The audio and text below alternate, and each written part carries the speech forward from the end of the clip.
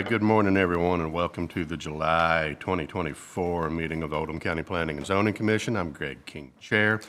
If everybody would please join me in the pledge to kick off with.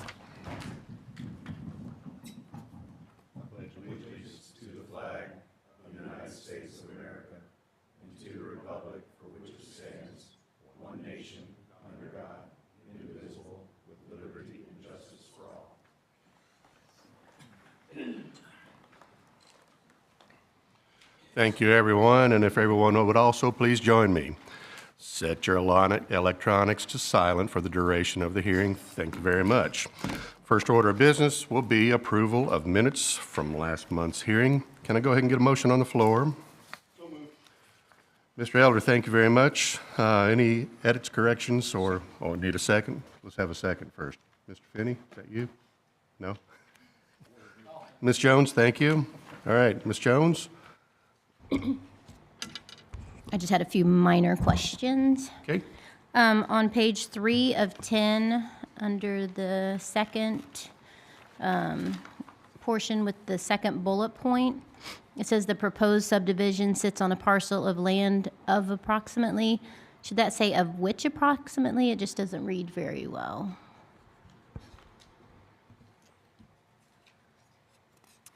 What about which has approximately 92%? Just it needs a couple more words in there, maybe. Wait a minute, which, we'll Of fix which it. approximately Yeah. 92% is zoned. All right. Okay, and then on, It's of which approximately 92% is zoned. Yes, Of that which. sounds right, yes. Of which, yep. page 5 of 10. This is kind of like maybe the third paragraph. Director Urban asked what utilities are in the right-of-way that isn't described by a dimension here on your typical. Should that be, Cross-section, so that? Yeah, it's when we were talking about what can fit within the right-of-way and then making sure that cars didn't hang over the driveway. Okay, so typical is the right word there? A typical cross-section. Okay. Okay. And then one final thing, I think.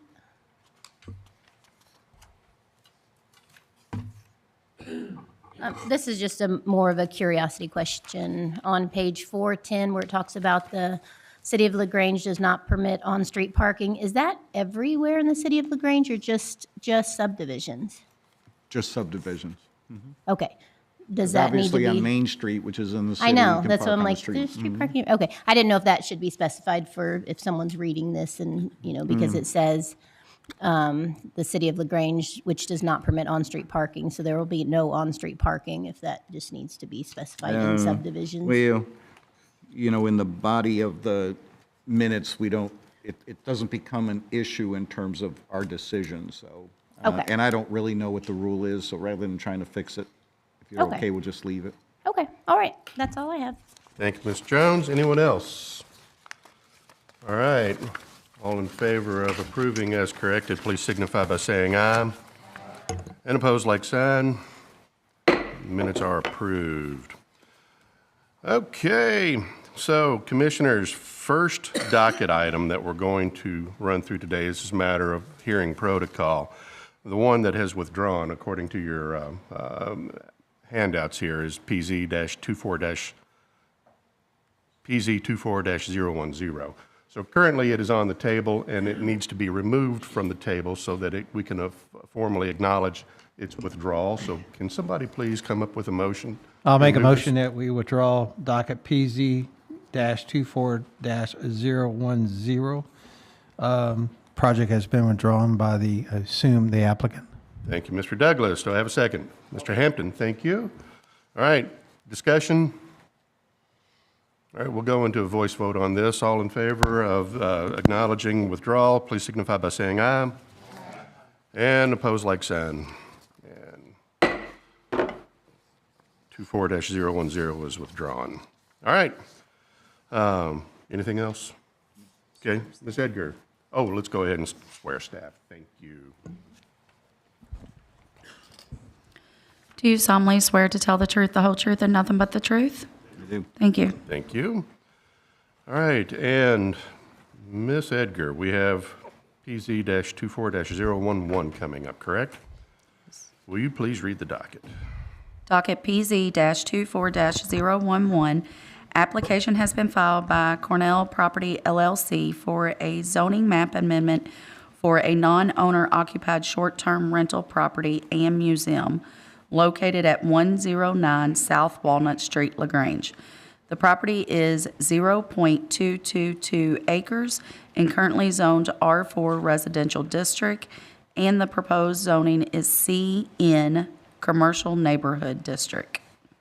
Thank you, Miss Edgar. And Mr. Fisher, you'll have staff's presentation. Yes, Ryan Fisher, Senior Planner with Oldham County Planning and Development. So I do have this case, as well as you'll hear from me the rest of the morning. So this is for a zoning map amendment and corresponding development plan that we also always vote on with the zoning map amendment for a property at 109 South Walnut Avenue. So this is the property in question. And so this application has been filed by Cornell Property LLC for a zoning map amendment for a non-owner occupied short-term rental property. And there'll be a corresponding museum as well located at 109 South Walnut Street. I'll let the applicant give you a little bit of the history of the building and why they're wanting to do that. The property sits on 0.22 acres, 222 acres of land and currently zoned R4. They're asking for that zoning change to go to commercial neighborhood district.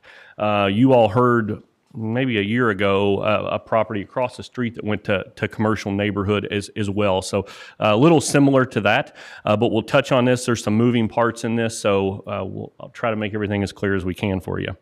So once again, this is in an existing R4 residential parcel of land asking to go to that CN commercial neighborhood right here in downtown LaGrange. No previous site history. They did have building permits. I didn't put this in here just because sometimes it's not really that important, but and I'll allude to this when I talk about kind of how this case got originated, but the applicants completely remodeled this house. And so all the permits and things were pulled for that remodel. And then once they decided they were going to rent it as a short-term rental, they were advised that they could not do that and that they needed to come to the county and talk to us about that.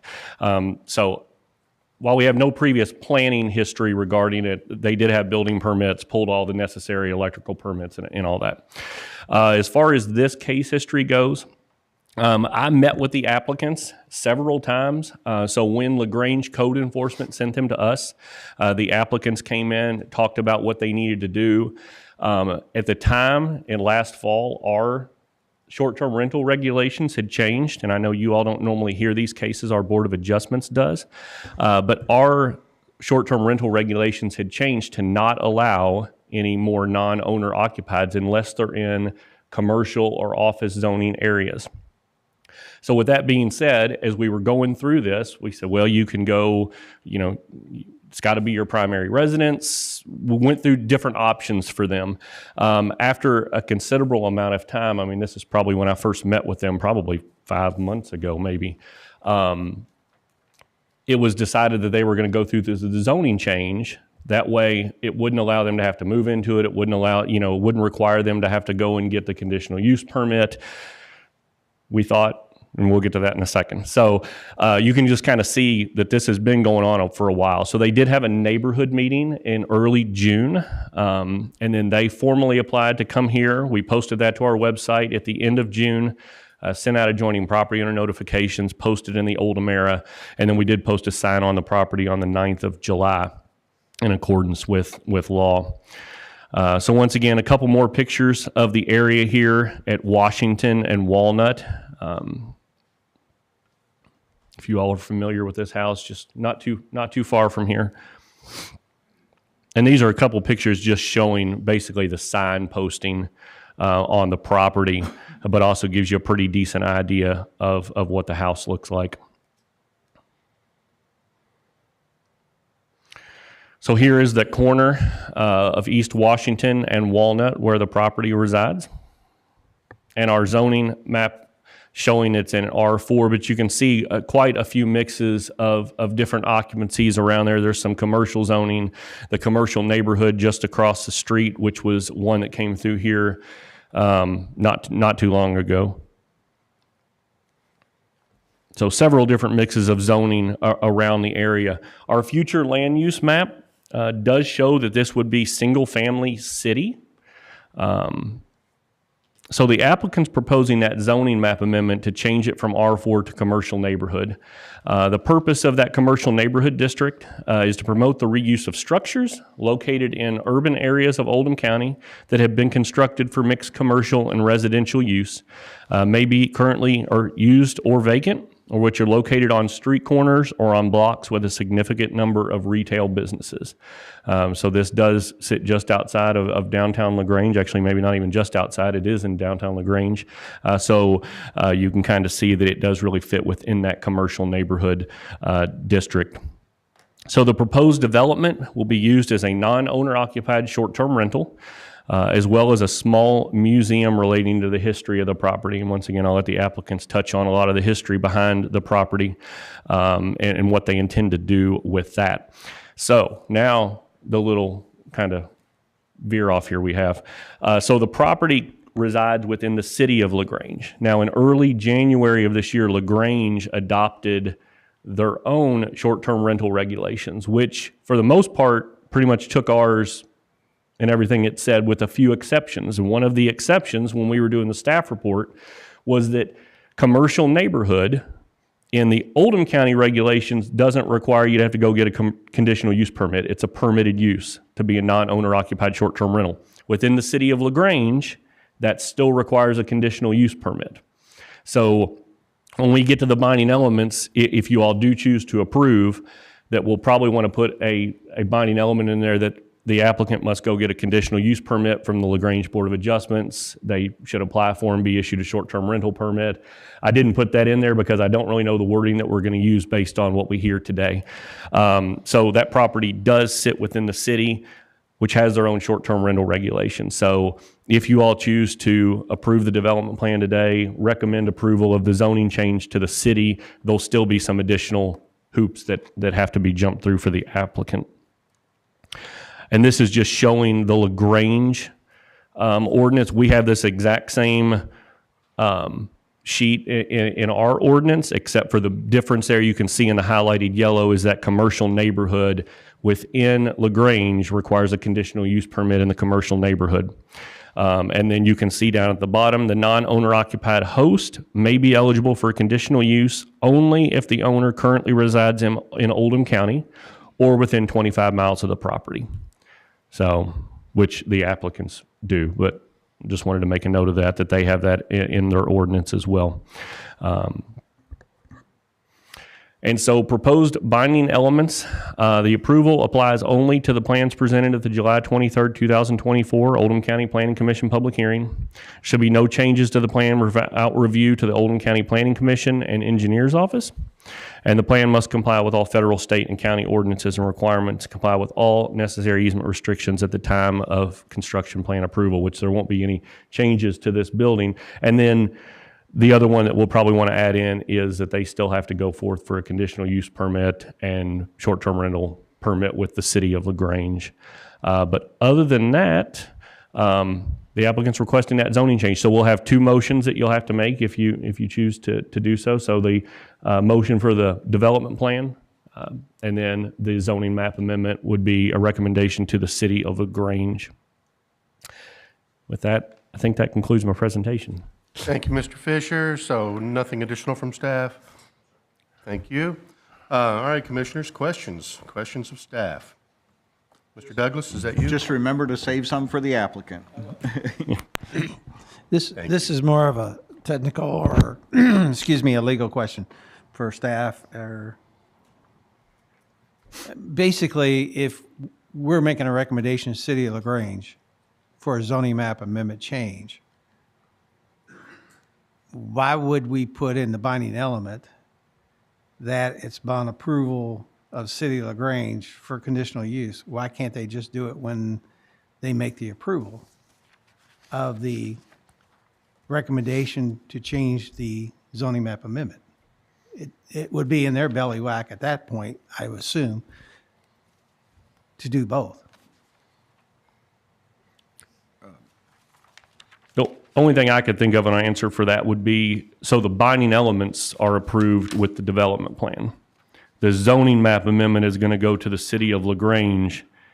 They usually don't mess with the binding elements. And so that would then go with the development plan that they have to approve or apply for and be issued a conditional use permit prior to being able to get a short-term rental license with the city.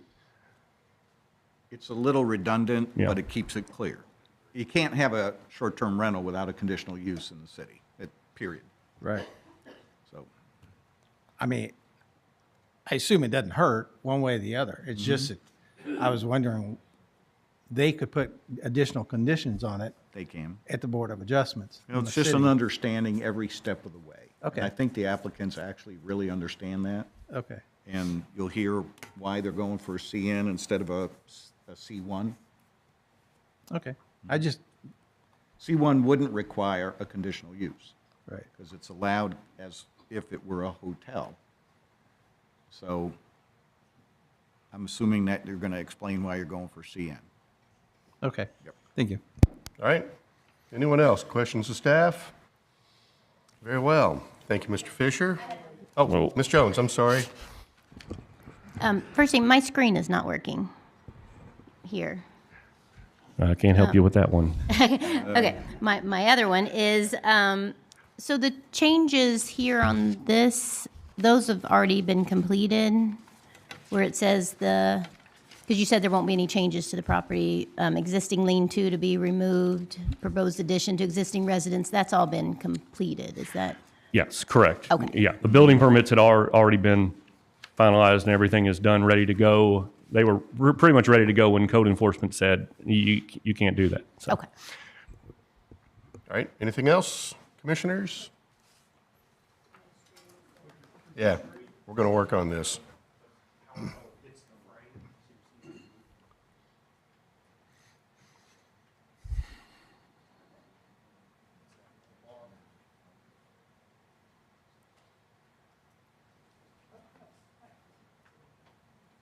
We good? Terrific. All right, additional questions or technical issues? Right? Okay, we'll move into presentation from applicants then.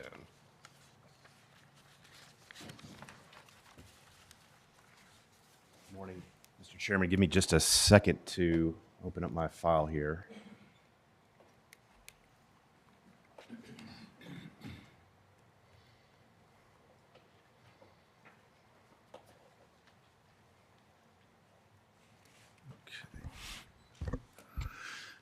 Good morning, Chair King, members of the commission. My name is Brooken Smith. I'm an attorney with the law firm of Swansburg and Smith, PLLC.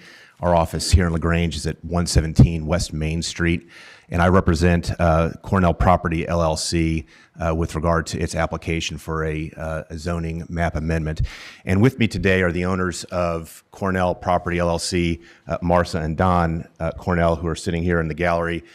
In a minute, Will we be taking testimony from them? yeah, I will. Let's go ahead and get members of your team sworn, okay? okay.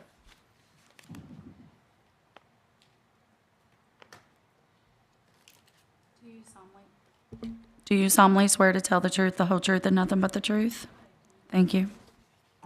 Thank you. Thank you, Mr. Chairman. And I will invite Marcia Cornell to come up in a minute to give the commission a little bit more detail and insight into the background and the vision and the history of this property, because it does have a unique historical footprint and story within LaGrange.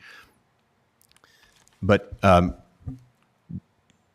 just get right into it. I mean, as Mr. Fisher pointed out, what we're asking for is for the Oldham County Planning Commission to approve an amendment to the Oldham County zoning map for the parcel at 109 South Walnut Avenue from the current designation of R4 to CN. And this is a presentation that I've prepared for your all's benefit and the benefit of people who are watching this. And I would ask that this be made a part of the record that we're compiling today. What you see here is a bird's eye view. It's a little bit of a step back from the staff report, but you can see in the bottom right-hand corner, the green square is the subject property there on the corner of Washington and Walnut Avenue.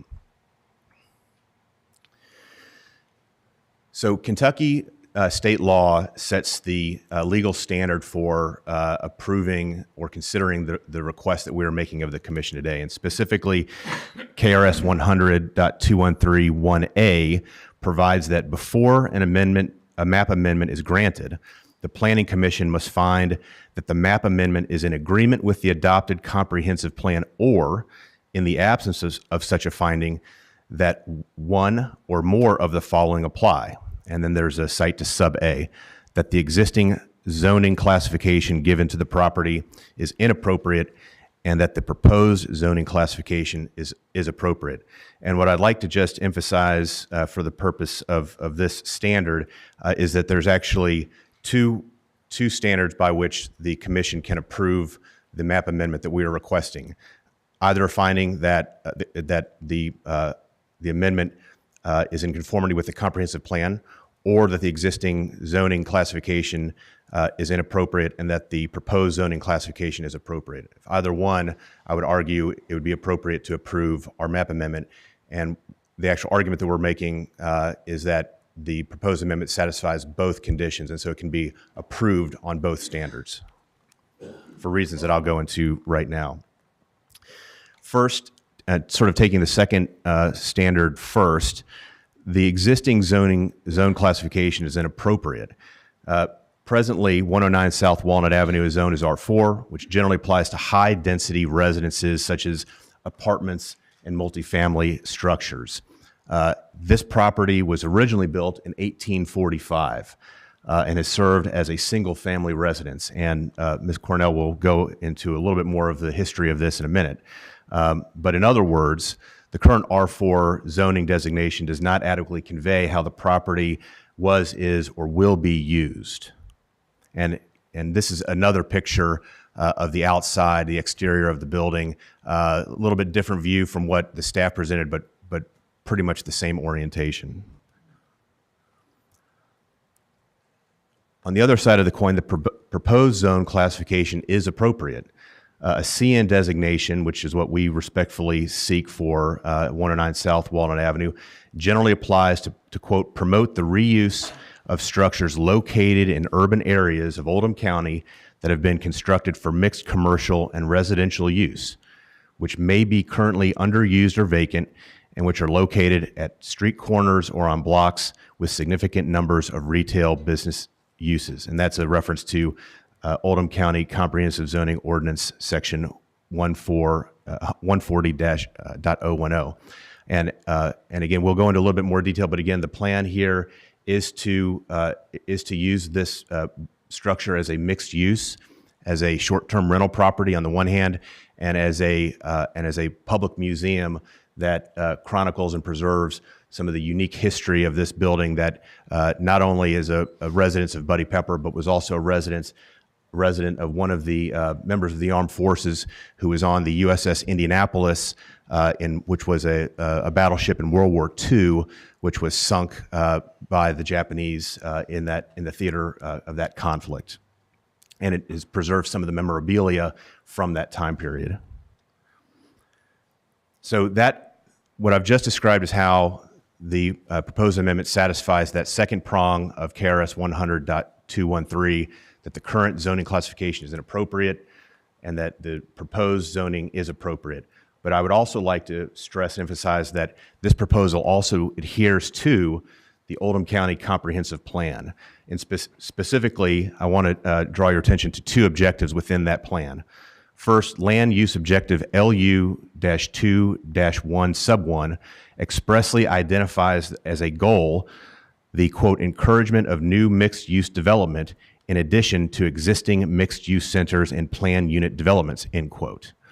This proposal is designed to recognize a mixed-use property that combines a short-term rental property with a public museum, thereby satisfying that objective. Secondly, This proposal adheres to Land Use Objective LU-3-1, which provides that proposals should, quote, support existing business retention and growth compatible with adjacent land uses and the availability of community facilities and services, end quote.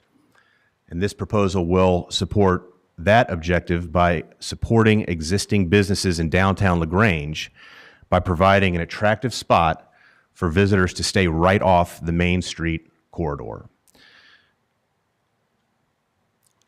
So how's this property going to be used? And again, I'd like to invite Marcia Cornell to come up, but these next two slides, which I'll show very briefly before she addresses the commission, are photographs of the interior of the building. This is the part of the building that would be used for the short-term rental property. I think these pictures will convey that these two pictures are from the short-term rental property. I believe that they will convey that a considerable amount of thought and attention and investment have gone into producing an attractive venue for people who may desire to visit the LaGrange and Oldham County area. So I think this speaks well to the fact that the Cornells have invested in this property and desire to make this an attractive space for visitors. So with that, and before I conclude, I would like to invite Marcia Cornell to provide a little bit more of the history and the vision that she and her husband has for this property. Thank you, Mr. Smith. Let's get your name and address for the record, please. Yes. Good morning. I'm Marcia Cornell. I live at 1219 Wyville Road in Crestwood, which is about 8 miles from the property.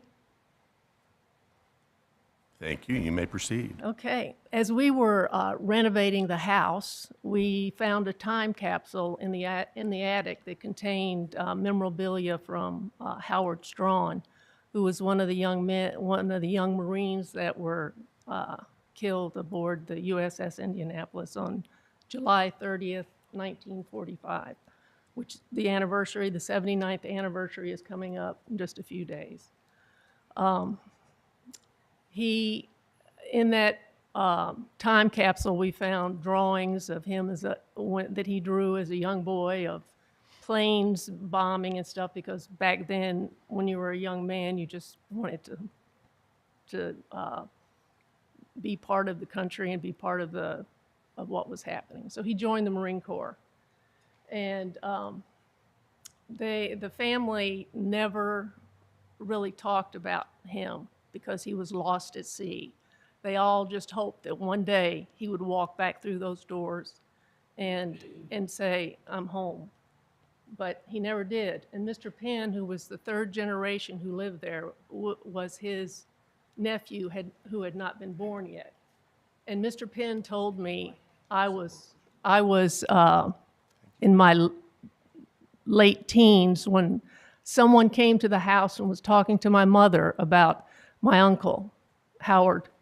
And they said that he had talked about him dying then, but it hurt so bad that they couldn't even speak his name. So he was almost 18 years old, Mr. Penn, when he found out that he actually had an uncle who died aboard the USS Indianapolis. And it was just heart-wrenching to me. So there were 1,195 crew members aboard that vessel that actually, it was a top secret mission to deliver the components to the atom bomb, titanium.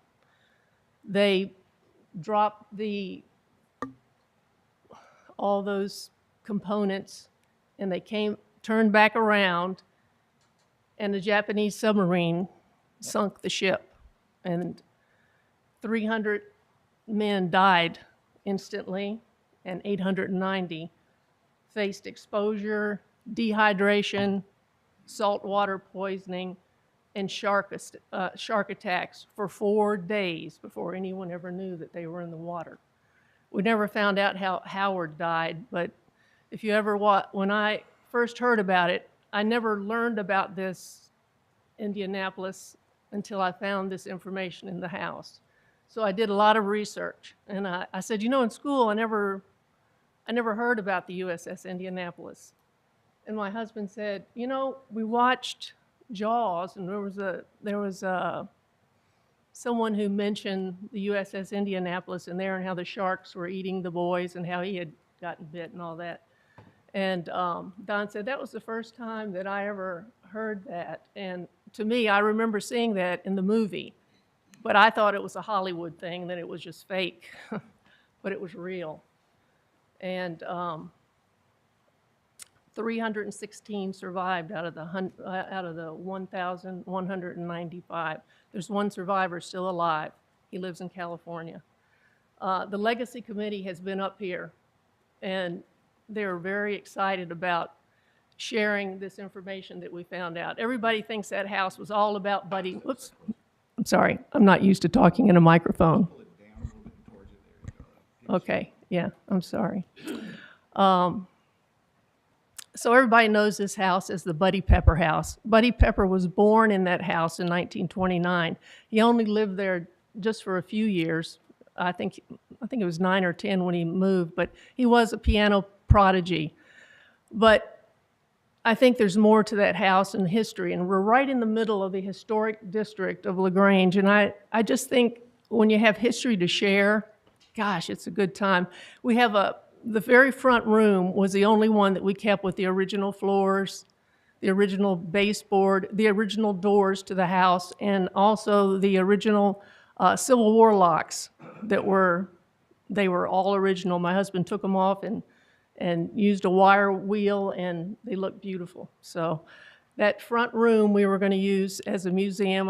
I have his medals, and I have the telegrams that were sent when they were trying to figure out where their son was. And gosh, they even have the last one where they said, "I'm sorry," and you can tell because they ripped it open real fast thinking, "We found my son," but what they found out was that he was lost at sea. So anyway, that's what we want to do with that. And we have his medals, and the Legacy Committee has given me books that the survivors wrote about the horrific things that they went through while they were waiting for someone to finally come and rescue them. So. Oh, and the short-term rental, we're able to, in the front room, we have a door there that we'll lock. And the short-term rental, we designed the house so that it was comfortable and so that you found peace in that house. And we wanted people to be able to enjoy that. And when they're there, if they wanted me to open that front room for them, it would be okay. And we will eventually, I haven't got all the details to it yet, but we have to figure out how, if this is approved, how we can open up to the community maybe a couple of times a month, and by appointment if people wanted groups to come in. And I could, myself or Abigail Harrelson, who wrote the book Buddy at the Piano, or Pepper at the Piano, so she knows a lot about Pepper. So that's it, I think. All right, very well, thank you. Mr. Smith, anything additional for your presentation? Just a couple final remarks, Mr. Chairman, and I appreciate that. I think what you probably got is a flavor of how the building is really sort of a unique intersection between both sort of pop culture through Buddy Pepper and also the historical, the wartime historical contributions that LaGrange has made to our nation. Just a couple final points for the Commission's consideration, and just by way of reemphasis, if the zoning map amendment is approved, Cornell will be permitted to rent out this property as a non-owner occupied host short-term rental property under the new short-term rental property regulation. And just to answer a question I think that Mr. Urban had alluded to earlier, the reason that Cornell is requesting a CN as opposed to a C1 is simply because a C1 does not permit even the possibility of an owner-occupied use, but a CN does. So at some point down the line, the Cornells would have the ability, if they so chose, to occupy the premises under a CN. In addition to the reasons previously stated, this, and I think as Mr. Fisher pointed out, this proposal is the result of collaboration between Cornell and the Planning and Zoning staff to achieve this goal. And this proposal has many similarities to the request to amend the Oldham County zoning map from R4 to CN approved by this body for the property located at 107 East Washington Street, which is literally a block away. And that was done last April as part of docket PZ-23-009 for this body's reference. So in summation, Cornell Property is respectfully asking the Planning Commission to approve the amendment to the zoning map to designate the parcel located at 109 South Walnut Avenue as a CN from the current designation of R4, consistent with the law because it both satisfies the comprehensive plan and because the current zoning designation is inappropriate and the proposed use is consistent with the requested redesignation as a CN. So with that, Mr. Chairman, I will conclude my remarks and I'll wait for the appropriate time to answer any questions that the Commission may have. Many thanks, sir. Is there anyone else here present wishing to speak in favor of this application? Anyone wishing to speak in favor of this application? Seeing none, we'll move into presentation, testimony from those opposed. Questions from those opposed? Anyone opposed to the application have testimony or questions? Very well. All right, commissioners, we'll move into questions from the commission. Who has questions of the applicant? Seems there are none. All right. Mr. Smith. You'll have no rebuttal and no questions from the commission, so we're going to ask you for your final statement. Thank you, Mr. Chairman, and thank you for your attention today, members of the Commission.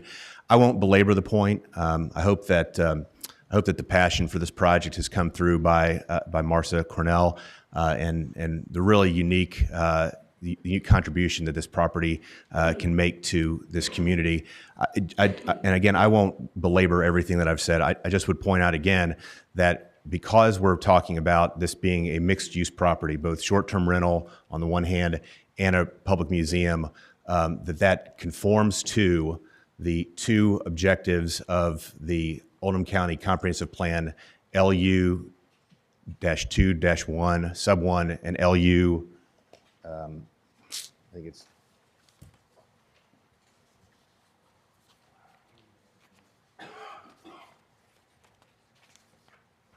and LU 3-1. So because it satisfies both the utilization of mixed use and supporting existing businesses, we urge the Commission to approve this application as in conformity with the comprehensive plan, and also because the current zone of R4 is inappropriate to the use, and that the redesignation as CN would be appropriate for the intended use. So we hope that the Commission will view our application favorably. Thank you very Mr. much. Smith. All right, commissioners, let's hear from Mr. Urban. Well, you have two decisions to make. The first is on the zoning map amendment, which is a recommendation to the City of LaGrange because it's within the City of LaGrange and they're a member of the Joint Planning Unit. So that's the first thing to consider. As always, they're on page 3 in your staff report. They're recommended motions for either approval or denial. You can certainly rely on the evidence and testimony that was presented today, and that there's a justification statement in your packet from the applicant. Thank you, Mr. Urban. Mr. Baxter, anything to add?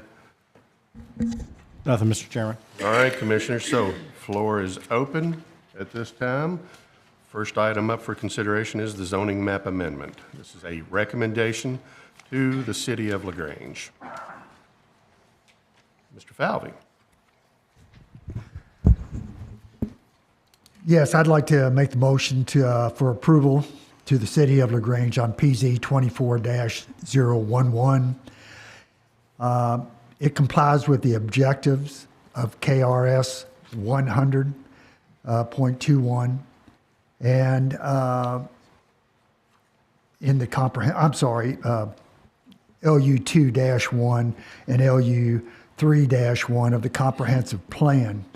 The existing zoning classification given to the property seems to be inappropriate, and proposed zoning is appropriate The neighborhood has changed. There's C zoning across the street, and I think it'd make a nice addition to the neighborhood. Thank you, Mr. Falvey. Mr. Baxter? Adequate motion, Mr. Chairman? We have a motion on the floor. Do I have a second? Second. Mr. Elder, thank you.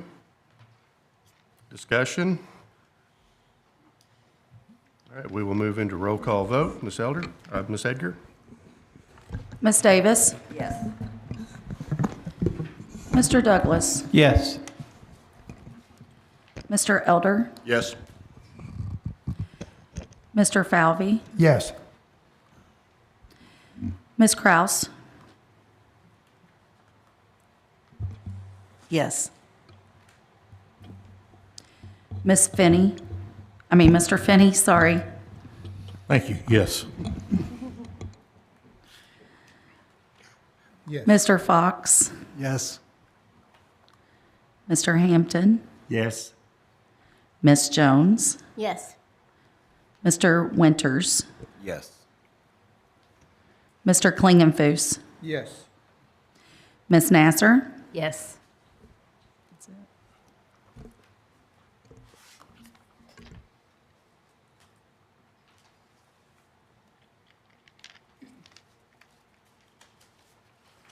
Thank you, Ms. Edgar. And recommendation for approval of the zoning map amendment has been approved on a vote of 12-0. The next item for your consideration is a preliminary development plan, and as you saw from the photographs and the overhead from our GIS, basically it is the existing property as it sits today. And that is not a recommendation to the city. We do that on our own. There are three potential binding elements. The first is that the approval applies only to the plan presented at the July 23rd, 2024 Oldham County Planning Commission public hearing. The second, there shall be no changes to the plan without review by the Oldham County Planning Commission and the engineer's office. And the third is that the plan must comply with all established federal, state, and county ordinances and requirements and comply with all necessary easements restrictions at the time of construction plan approval. And of course, there's no construction plan being submitted. So those were the only potential binding elements that I heard. Very well. All right. I don't see a fourth one. I'm not sure where you. I thought you were going to do one for... The conditional use. Well, we can. I think it's redundant because they can operate it as a short-term rental without that permit. All right. Commissioners, the floor is now open regarding development plan.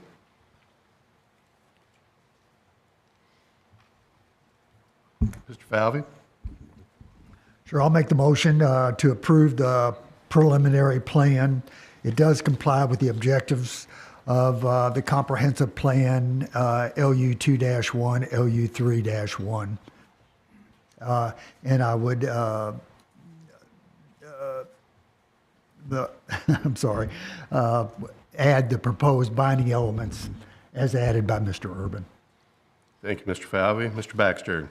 Mr. Chairman, we have an adequate motion. Mr. Smith, you approve of those binding elements? You don't have any issue with those, I assume? Yes. Thank you, Mr. Smith. All right, guys, we have a motion on the floor. Do I have a second? Second. Ms. Jones, thank you. I got something real quick. You know, in order to satisfy that question, real simply, in number 3, we can add where it says establish federal, state, county, and city ordinances. If we put in city, that covers that it's required to have a conditional use. Mr. Falvey is the maker of the motion. I agree. Okay. And Ms. Jones, as the second, thank you. We have both of those acknowledged and agreed to. Mr. Smith? We would agree to that modification. Thank you. Seems everyone's in agreement. Discussion? Mr. Douglas? Now that we put that in number 3, I guess, or wherever we put it. So the cities of LaGrange code enforcement would be the one to enforce or to review that the building meets code for short-term rental. That's correct. Thank you. Yeah. So it's specifically added is city of LaGrange, not just city, because it's within the city limits. Okay. Mr. Douglas at all? Anyone else? All right, Ms. Edgar, we'll move into a roll call vote. Mr. Finney? Mr. Fox? Yes. Mr. Falvey? Yes. Ms. Davis? Yes. Mr. Elder? Yes. Mr. Hampton? Yes. Ms. Jones? Yes. Mr. Douglas? Yes. Ms. Kraus? Yes. Mr. Winters? Yes. Ms. Nasser? Yes. Mr. Klingenfuss? Yes.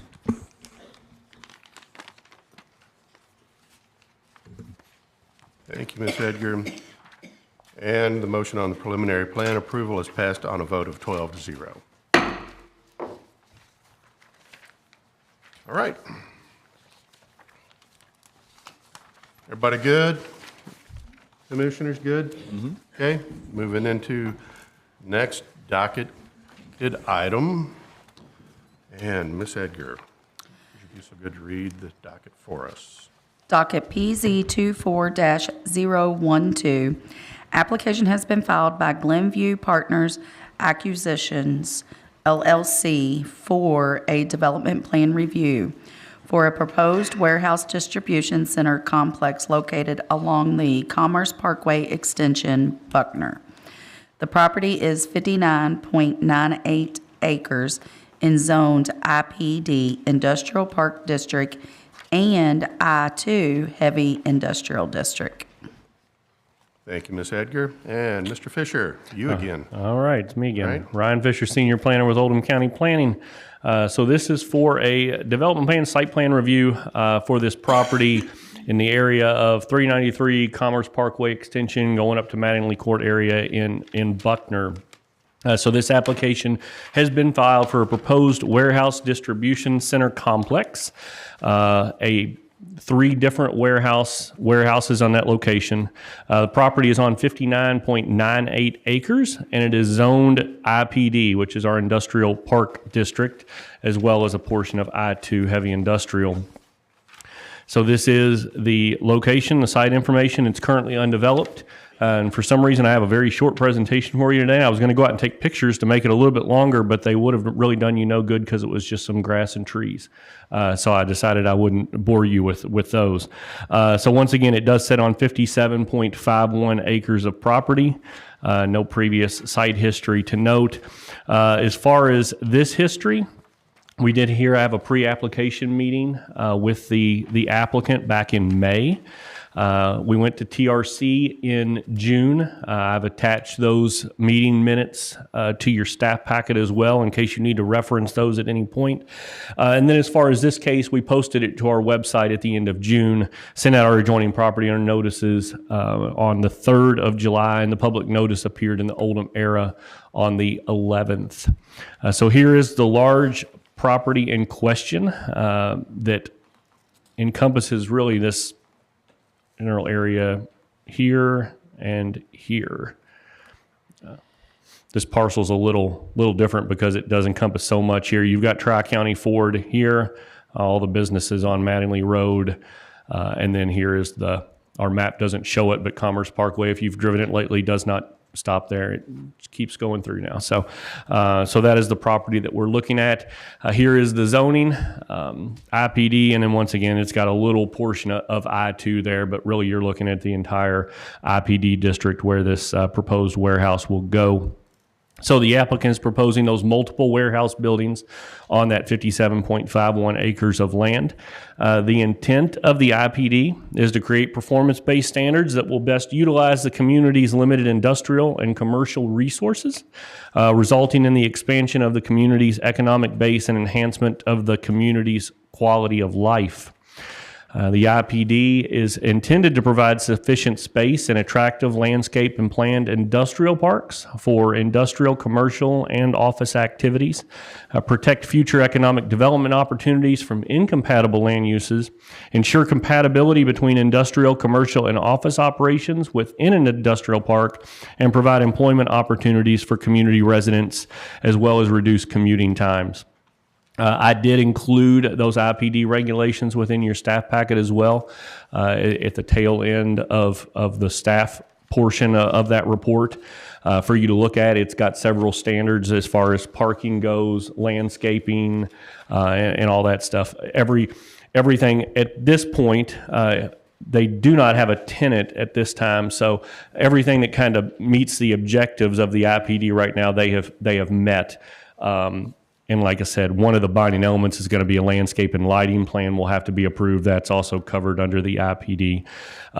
So the thing about the IPD is all principally permitted uses in all of the commercial zoning districts as well as I-1 are permitted in the IPD. So you can have a whole host of range of activities. Anything commercial and the industrial one is allowed within that IPD. So the applicant is proposing 3 separate warehouses.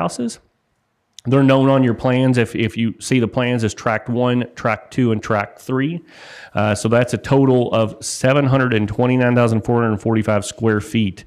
And you can see the different tracks there and the sizes of those buildings as well as on your plans that were provided to you.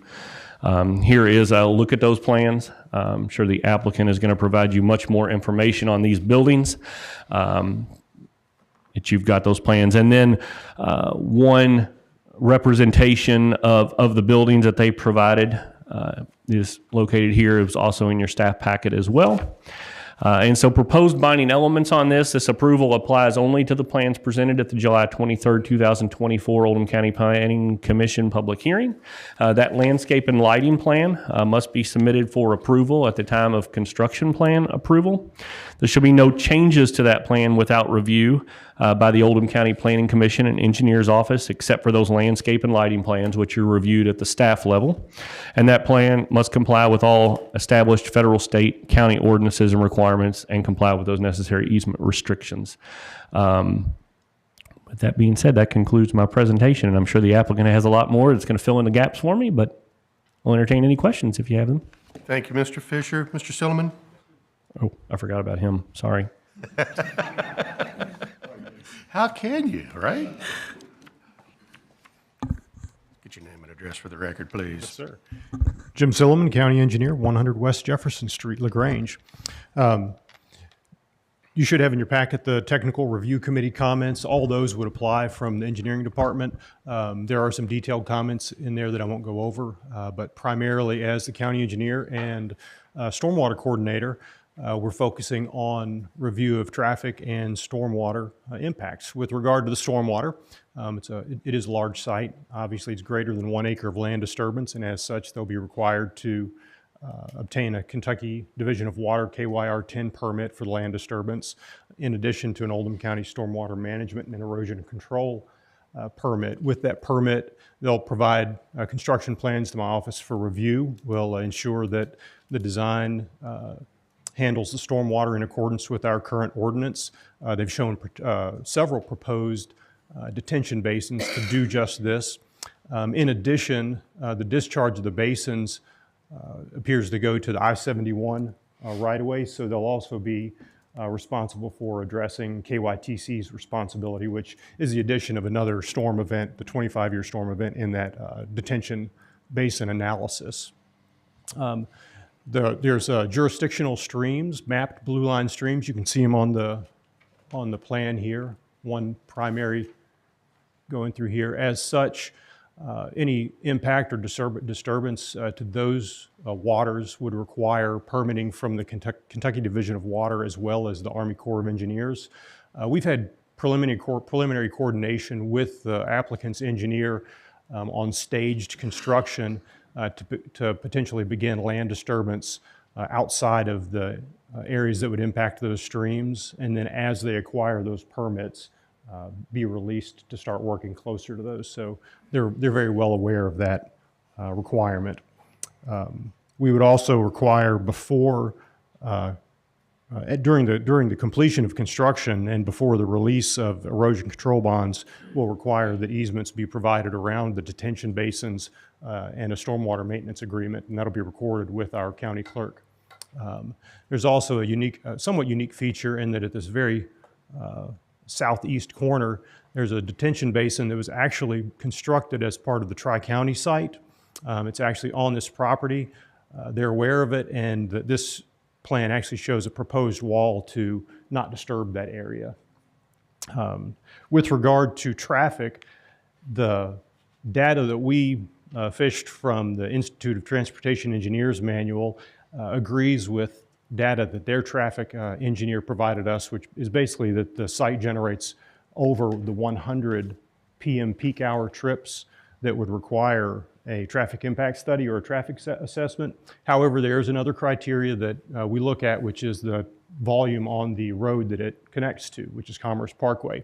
And based on our observations as well as recent studies that were provided, particularly the Wawa site, Commerce Parkway does not have the 2,000 vehicles per day that would require that traffic impact study. So as such, we're not requiring a traffic impact study or traffic assessment for this project. So that's the extent of my comments. All right, thank you, Mr. Silliman. All right, commissioners, questions for staff? Mr. Finney?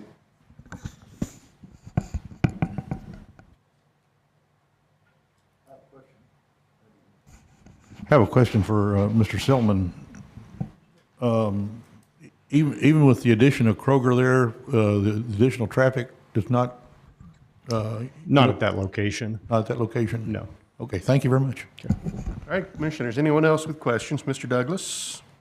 Mr. Urban or Mr. Fisher, you probably can answer this. On your drawing, I guess the plot says IPD/I2. So is that in light industrial I2 in that area? And they're asking for IPD/light industrial I1? So what is that? I don't. So you're probably alluding to where it's set I2. So there's a small portion on this parcel you can see here on this map that has I2 in it. So whenever I just let you know about the parcel identification, I let you know, but all of their stuff that they're going to be doing is within the IPD. Thank you. All right, commissioners, further questions? All right, seeing none, Let me Mr. just, Urban, go. and if you look on your site plan, a big sheet, you can see that little dividing line between I2 and IPD, and really almost all of it, if not all of it, is in IPD. All right, we're good? All right, we'll move into presentation from applicant. Mr. Ashburner, Good morning, Mr. Chairman, members of the commission. go ahead and get your team sworn. Yes, Okay. please. Eric. Raise your right hand. Do you solemnly swear to tell the truth, the whole truth, and nothing but the truth? I do. Thank you. So, good morning, and thank you all very much for your time today. We have a team here to make sure we address your questions. But just as a preliminary matter, this is a development plan that really has been designed using your zoning ordinance as its principal source of design. So we're not asking for any variances. We're not asking for any waivers. The uses are allowed in the zoning ordinance. I do have with me Todd Blanton, who's with Glenview Partners. He's going to come up in just a moment and introduce himself, as well as Mike Hill and Eric Sen, who are here from Land Design and Development. Their firm worked with Todd to compose the plan that we're talking about today. So I will then go through a little bit of information about surrounding, kind of the surrounding environment, repeating a little bit of what Ryan just went through, and then we'll be happy to answer questions. So Todd, why don't you come on up?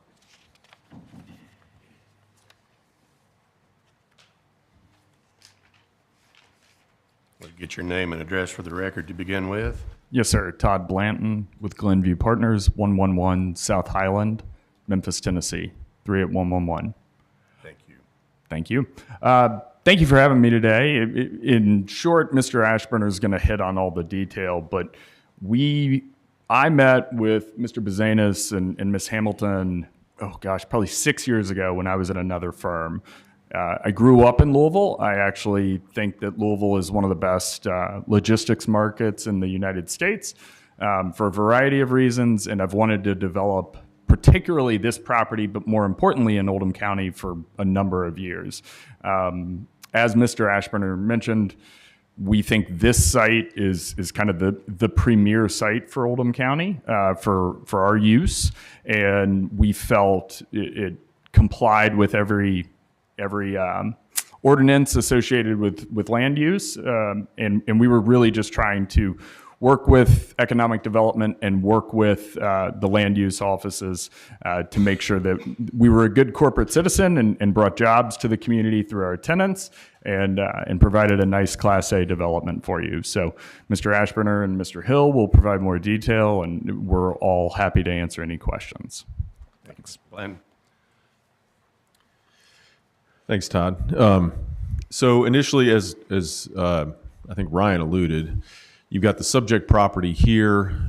This property is zoned primarily IPD. There is a small portion that is zoned I2 already. And as Mr. Fisher mentioned, that area is really on this portion of the property. You can see as well what's surrounding the property. You've got Tri-County Ford, a variety of kind of smaller service and commercial uses that are on the west side. And then obviously you've got the ramp, and then Commerce Parkway is going to come right through here. This is the current zoning map. So you can see where there's the difference between the I2 and the IPD. As well, you've got C3 there for Tri-County Ford. Unfortunately, I converted this to a PDF when I sent it. And so this map, I just realized this morning, did not come through. It was really a Google map that was a redo of this, but I'll just mention, you've got Allied Pump, Thomas Industrial Services. There are, like I said, a variety of kind of smaller service, sort of more smaller scale industrial uses that are on Mattingly, and then obviously you've got Tri-County here. These are, again, some other names of some of the surrounding uses. So you've got construction uses, storage uses, and then obviously the car dealership uses and other logistics opportunities. This is what the proposed plan will look like in context when completely constructed. So you've got the larger building closer to the I-71 ramp and I-71. You've got the two smaller buildings here that will face Commerce Parkway. Importantly, within the IPD, there are some requirements about where you locate loading areas. Here, the loading areas are on the north side of the buildings, away from Commerce. On the larger building, they're on the sides. So along Commerce, you have standard passenger vehicle parking and kind of a more attractive view of the buildings, as well as a significant amount of landscaping. So with that, I'd like to ask Mike Hill to come up and talk a little bit about the plan in more detail. Thanks, Cliff. Mike Hill, Land Design and Development, 503 Washburn Avenue, Louisville, 40222. So this site, as you all may know, was basically dissected when the new Commerce Parkway extension was constructed earlier this year. In total, on both sides of Commerce, it's about 56 acres.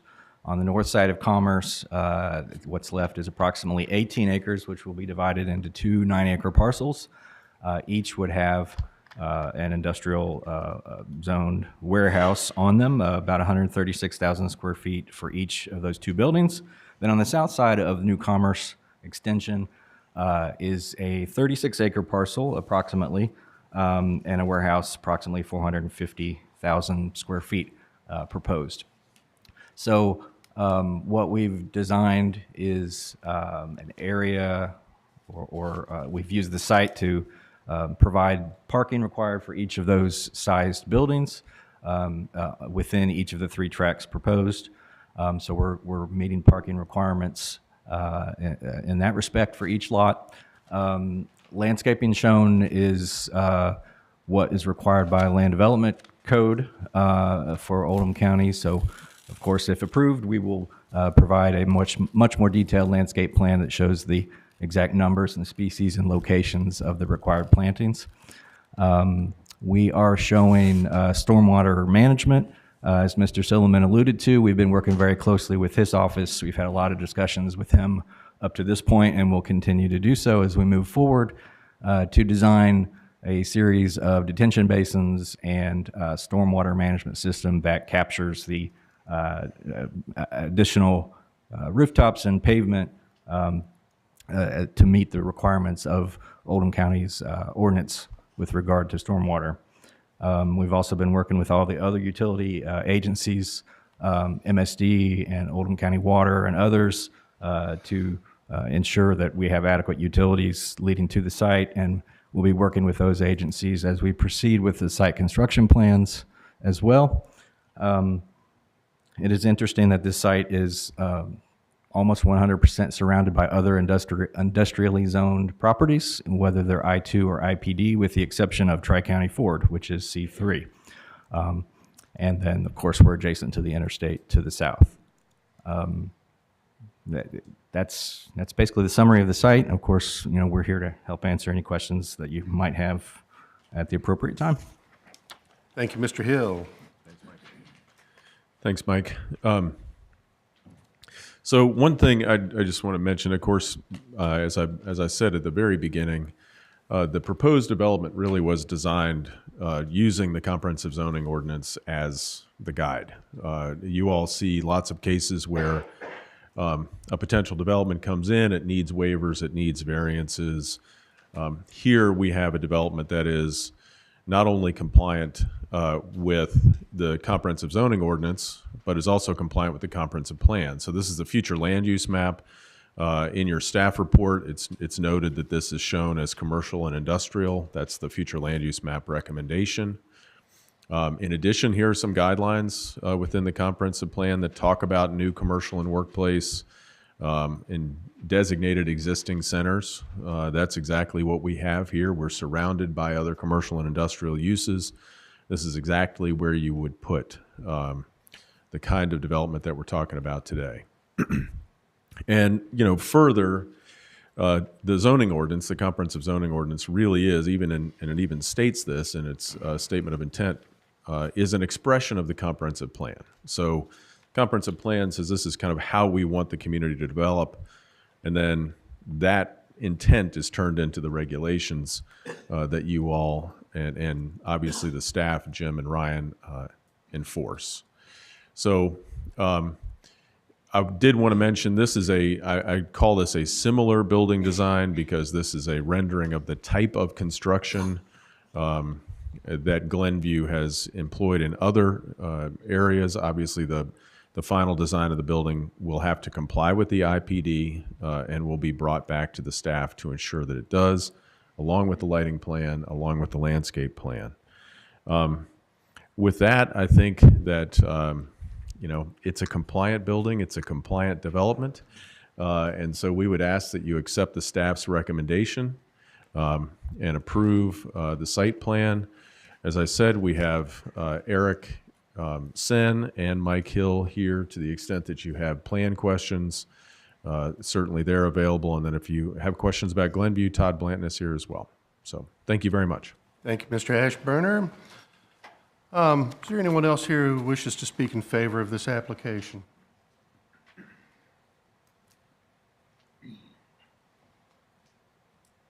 Of course, we'll need to get your name and address for the record and get you sworn in. Did you swear in earlier? I did not swear in earlier. My name is David Bazanis, and our address is 204 South First Avenue here in LaGrange. And you are with? I am the president of Oldham Chamber and Economic Development. Thank you, sir. All right. Raise your right hand. Yes, Do you solemnly swear to tell the truth, the whole truth, and nothing but the truth? I do. Thank you. Okay, thank you. Good morning, everyone. I appreciate the time to be here to speak in support of this project. As Mr. Blanton had mentioned, we had met with him several years ago as he was looking around Oldham County for some opportunities to bring business. And we're excited to see this project be presented as it has been today for 3 significantly sized industrial buildings. One of the opportunities or sectors that Oldham County has not been able to capitalize on very much has been in the industrial sectors.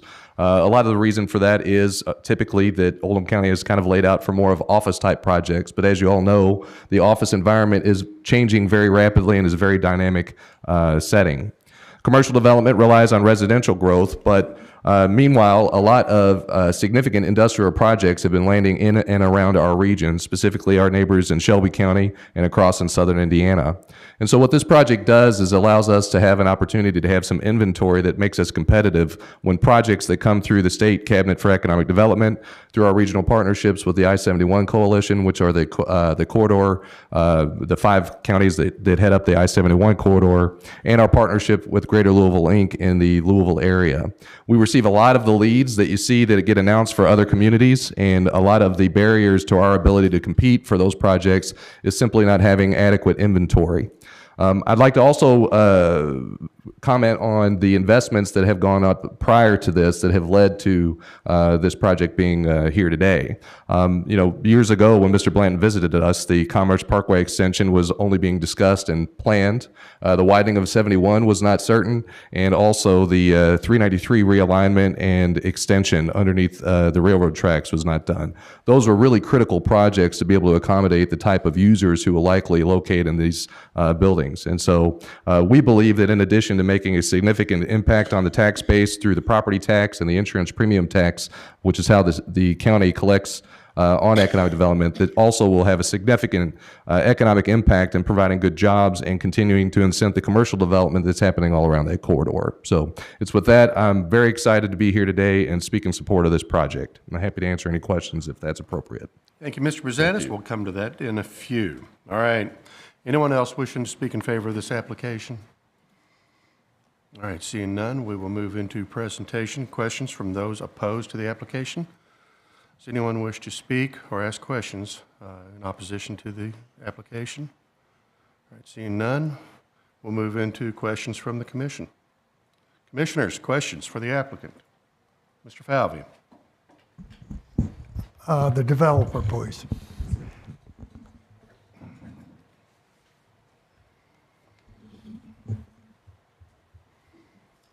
Yes, sir. Do you anticipate doing these buildings spec at one time and wait for tenants? We will do them speculatively. We have it designed to be able to develop them all at once. I doubt that happens in its entirety. The northern two, the most northern buildings are replicas of one another, and so we would effectively be competing with ourselves.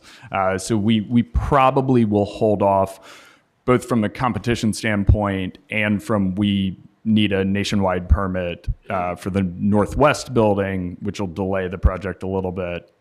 So we will definitely hold off on that northwest building. It is likely that we will build the northeast building and the southern building at the same time. But yes, all will be speculative unless we get some interest very quickly here. So, And do you anticipate them being multi-tenanted or single-tenant? They are designed to be multi-tenant, specifically laid out. We have the capacity to be 4 tenants on each of the northern buildings, on each. I think it's likely that we'll be single tenant or 2 tenant on each of the northern buildings. On the southern building, it's really either single tenant or 2 tenant, based on how we've designed the auto parking. So, have you had any interest to this date? We have.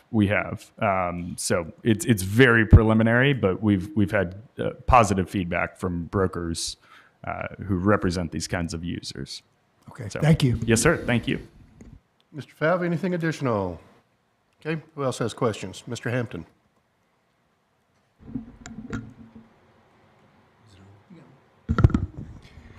I know we don't, and you don't want to talk in hypotheticals, but just for me in my mind's eye, give me a couple of examples of who would be your perfect tenant.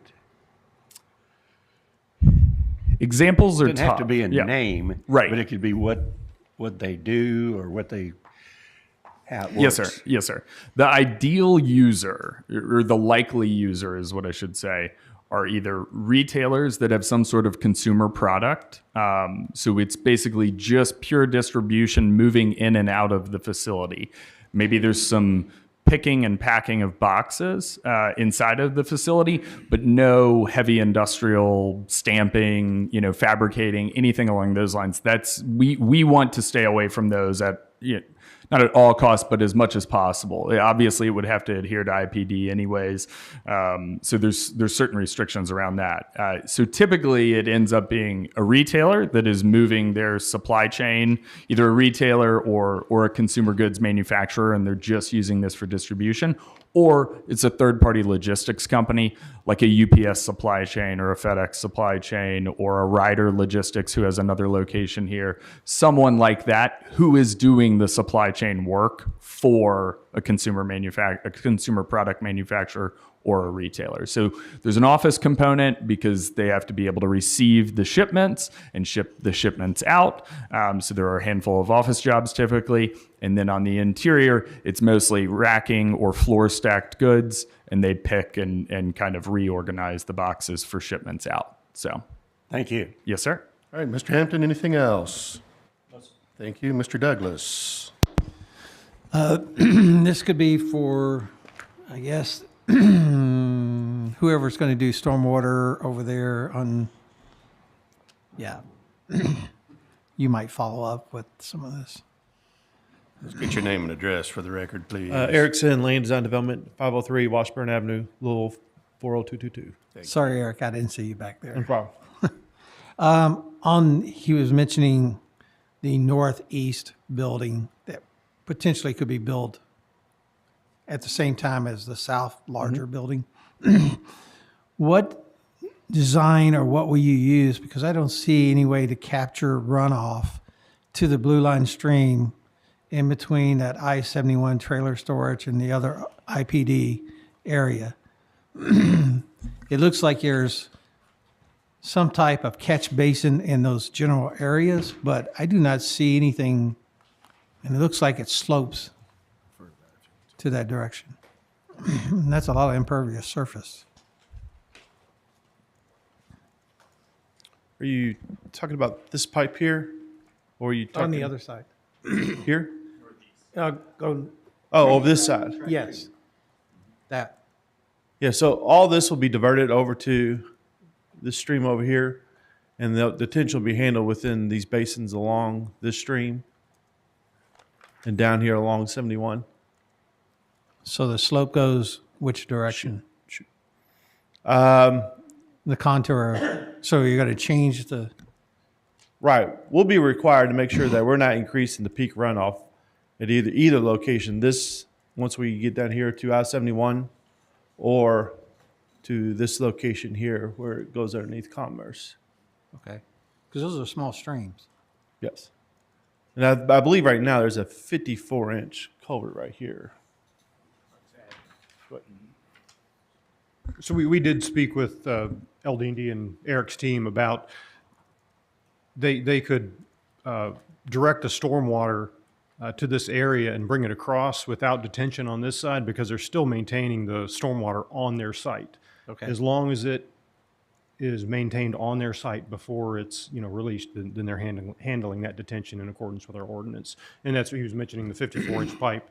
We mentioned being able to, because you're adding this impervious surface, that pipe just needs to be able to convey the water to the other side. And will anything be there to dissipate some of that detention or the waste off the runoff of diesel fuel, anything else coming off the parking lots? I mean, what are you going to do to capture? Because it's going to go into that detention basin on the other side, correct? Right, but we'll provide water quality on our site prior to it going into that creek. Okay. All right, thank you. All you have, Mr. Douglas? All right, commissioners, further questions? Mr. Finney?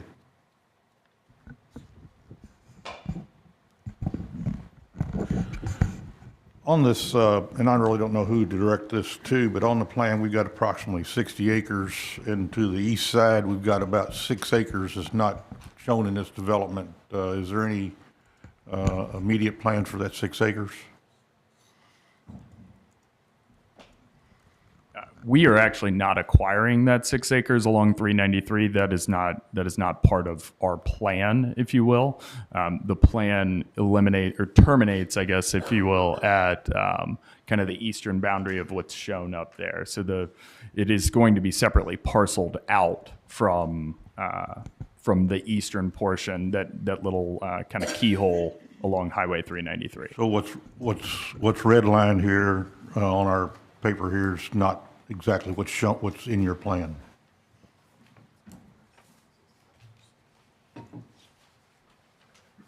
Correct. Those are carved out by our GIS coordinator. So I give him a parcel file, and he goes in and takes the entire parcel. So like you said, they'll parcel that out, apply for a minor plat or whatever to kind of create that parcel that they're purchasing. So it does not include that portion on 393. Okay, thank you. You really need to look at this development plan to see what they are purchasing. Okay. Further questions, commissioners? All right, seeing none. Mr. Ashburner. Had no opposition testimony. We've got some questions from commissioners. If you care to rebut any of that, then you probably have open space to move into your final, okay? Thank you all again very much. I think Eric and Todd did a very good job answering your questions, and I appreciate you all. You all always engage in a thorough examination of these applications. Again, this is a proposed development that is on land that has been designated in the future land use map as for commercial and industrial. It's zoned to IPD, which is an appropriate zone, and the use being proposed is appropriate for the zone. And as I mentioned, I've now mentioned a couple times, the proposed design that is before you really was drawn in order to comply with the regulations that you all have taken the time to put in place that implement the comprehensive plan. So I don't think there's really much more to say. As I said, we agree with the staff's recommendation. I can say now, before I sit down, we agree with the binding elements that are included in the staff report. So I would ask for a favorable motion, and we're happy to take the binding elements as well. Thank you. Thank you, Mr. Ashburner. All right, Mr. Urban. This is really simply development plan review and approval or consideration. Remember, it's not a zoning change. There are no waivers or variances. It complies with the comprehensive plan and the IPD zoning classification. So should you choose to approve it, there are 4 potential binding elements. The first is the approval applies only to the plan presented at the July 23rd, 2024 Oldham County Planning Commission public hearing. Second, a landscape and lighting plan must be submitted for approval at the time of construction plan approval. Third is there shall be no changes to the plan without review by the Oldham County Planning Commission and the engineer's office, except for landscape and lighting plans, which shall be reviewed by staff. And the fourth is the plan must comply with all established federal, state, and county ordinances and requirements and comply with all necessary easement restrictions. All right, thank you, Mr. Urban. Okay, commissioners, before we move into motion making, any questions, any discussion? All right, seeing none, the floor will be open for motions. Ms. Davis. I'm making a motion that we approve PC 24-12. Microphone. Let's get your mic up. County Planning and Zoning Commission. Will you begin again? Thank you. Okay. I make the motion that we approve PC 24-12. The plans are consistent with the requirements of Oldham County zoning ordinance and specifically Section 230-110 site plan requirements. The approval is contingent upon the strict adherence of the binding elements and conditions of approval listed below that Mr. Urban has presented. Thank you, Ms. Davis. Mr. Baxter? You have an adequate motion, Mr. Chairman? Thank you, Mr. Baxter. I have a motion on the floor. Do I have a second? Mr. Hampton? Thank you. Discussion? Seeing none, we're going to move into roll call vote. Ms. Edgar? Mr. Elder? Yes. Mr. Douglas? Yes. Ms. Davis? Yes. Ms. Nasser? Yes. Mr. Klingenfuss? Yes. Mr. Winters? Yes. Mr. Finney? Yes. Mr. Falvey? Yes. Ms. Kraus? Yes. Mr. Fox? Yes. Mr. Hampton? Yes. Ms. Jones? Yes.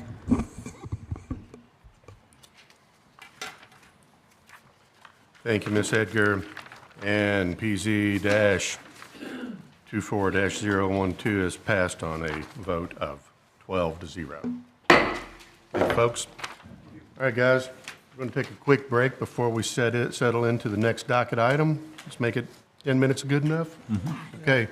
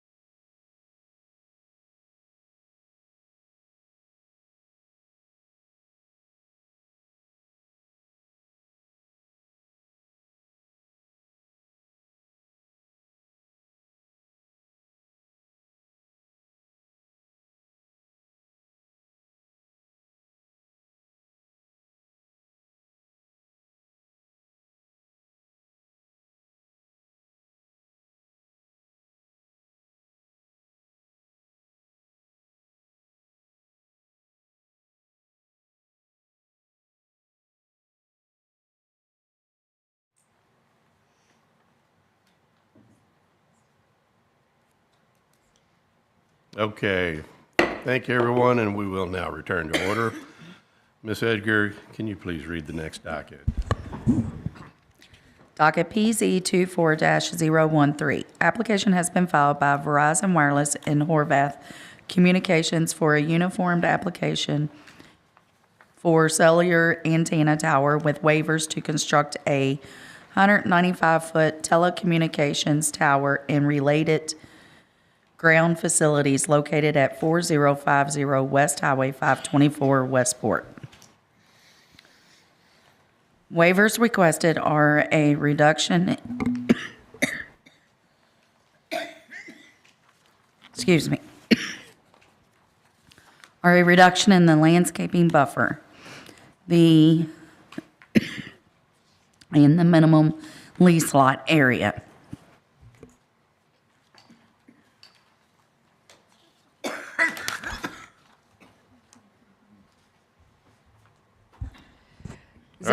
Zoning ordinance section 340-0808. The property is 2.03 acres and zoned AG1 Agricultural Residential District and CO1 Conservation Residential District.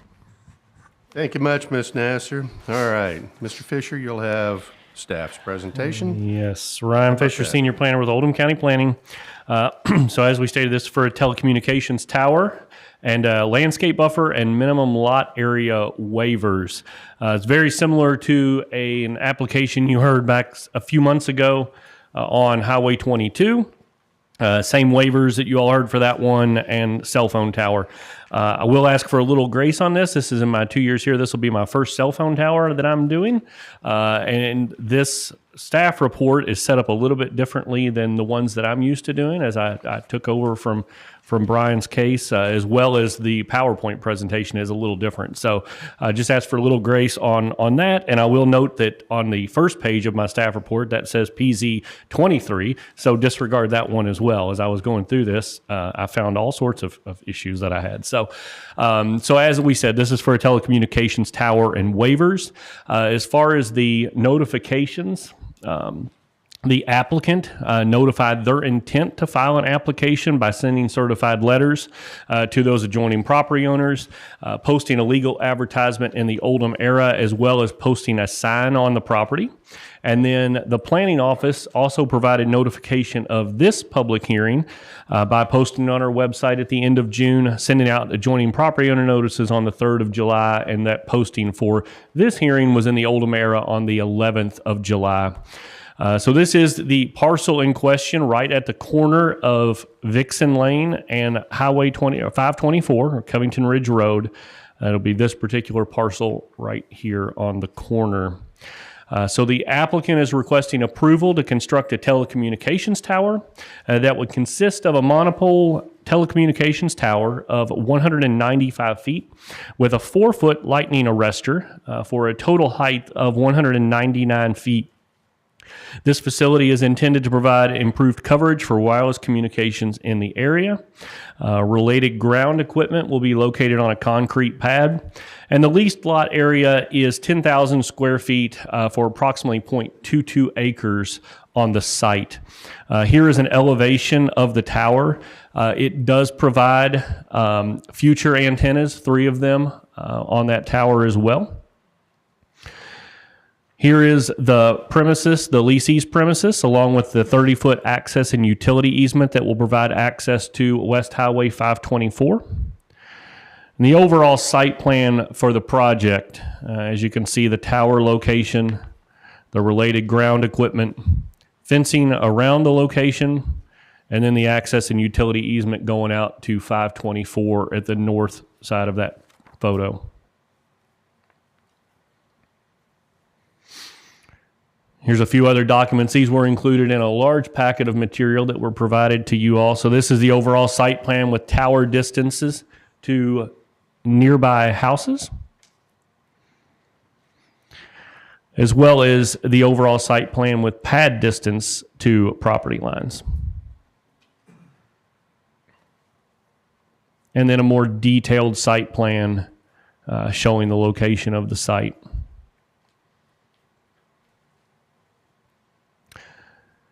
A 12-foot wide gravel driveway will be located within the 30-foot wide access easement, which will provide that access to West Highway 524. And once again, here is that drawing zoomed in a little bit for you to show. And a 6-foot tall wood perimeter fence with a 12-foot wide access gate will be installed to screen that facility at the ground level. And there was some elevation drawings for you to show you that fence.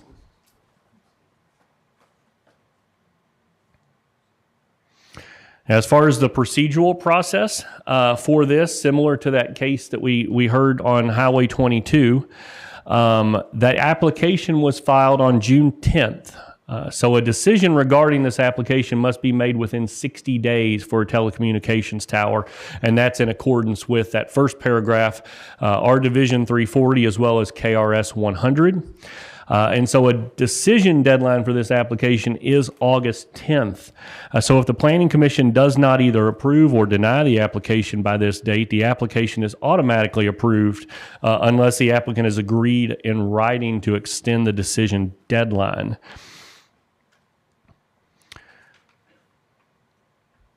The Oldham County zoning ordinance also establishes certain development standards, and so these are the two that they're going to be asking for waivers from. Item number 2 and number 8 in that Division 340.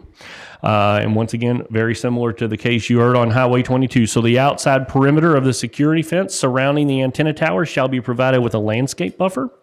The buffer is to be a minimum of 20 feet in width and contain a continuous evergreen screen that will achieve a minimum of 20 feet in height. And then number 8 is that any site to be purchased or leased for the installation of a telecommunications antenna tower or alternative telecommunication antenna tower structure, as well as ancillary facilities, shall comply with the minimum lot size requirements in the district to which the site is located. So that would be the acre minimum lot size. And so they obviously don't meet that with what they're asking for on the leasee's area. So they're asking for waivers from both of those as well. And this was just a larger screenshot of that division with highlighting showing those two sections that they're asking for waivers from. So once again, the applicant's requesting those two waivers, one of the landscape buffer requirement and the other one of the minimum lot area. So in summary, so we're looking at really 3 motions: the telecommunications tower approval, as well as 2 waivers. And August 10th being the deadline that if a decision is not made today, that application is automatically approved. You also have suggested conditions of approval associated with the waivers in your staff packet, as well as binding elements with the associated telecommunications tower. So the conditions of approval associated with that landscape buffer waiver are that shall only apply to the application considered here today at the July 23rd, 2024 Oldham County Planning Commission public hearing. A wood plank privacy fence shall be incorporated into the perimeter fencing to screen the telecommunications facility at the ground level, and any perimeter trees shall not be removed. Suggested conditions of approval for the minimum lot area waiver would be that shall only apply to the application considered here today at the July 23rd, 2024 meeting. And then the third motion is the potential binding elements with the telecommunications tower approval, that there shall be no changes to the requested telecommunications plan and application as presented at this July 23rd meeting without review and approval of the commission. And the telecommunications tower shall comply with applicable local, state, and federal regulations. I believe that concludes my part. I'm not going to forget Mr. Silliman this time. Thank you, Mr. Fisher. Mr. Silliman? Yes, I'll be brief. I did perform a desktop review of this site, and it's obviously less than an acre of disturbance, so wouldn't require the stormwater permits that I frequently talk about. However, did want to check and see, and there were no blue line streams or jurisdictional waters that appeared to be within the immediate vicinity of the site. It is accessing from a state route, so they would be required to obtain a KYTC encroachment permit. Other than that, I have no comment. Thank you, Mr. Silliman. All right, Commissioners, questions for staff? Mr. Finney?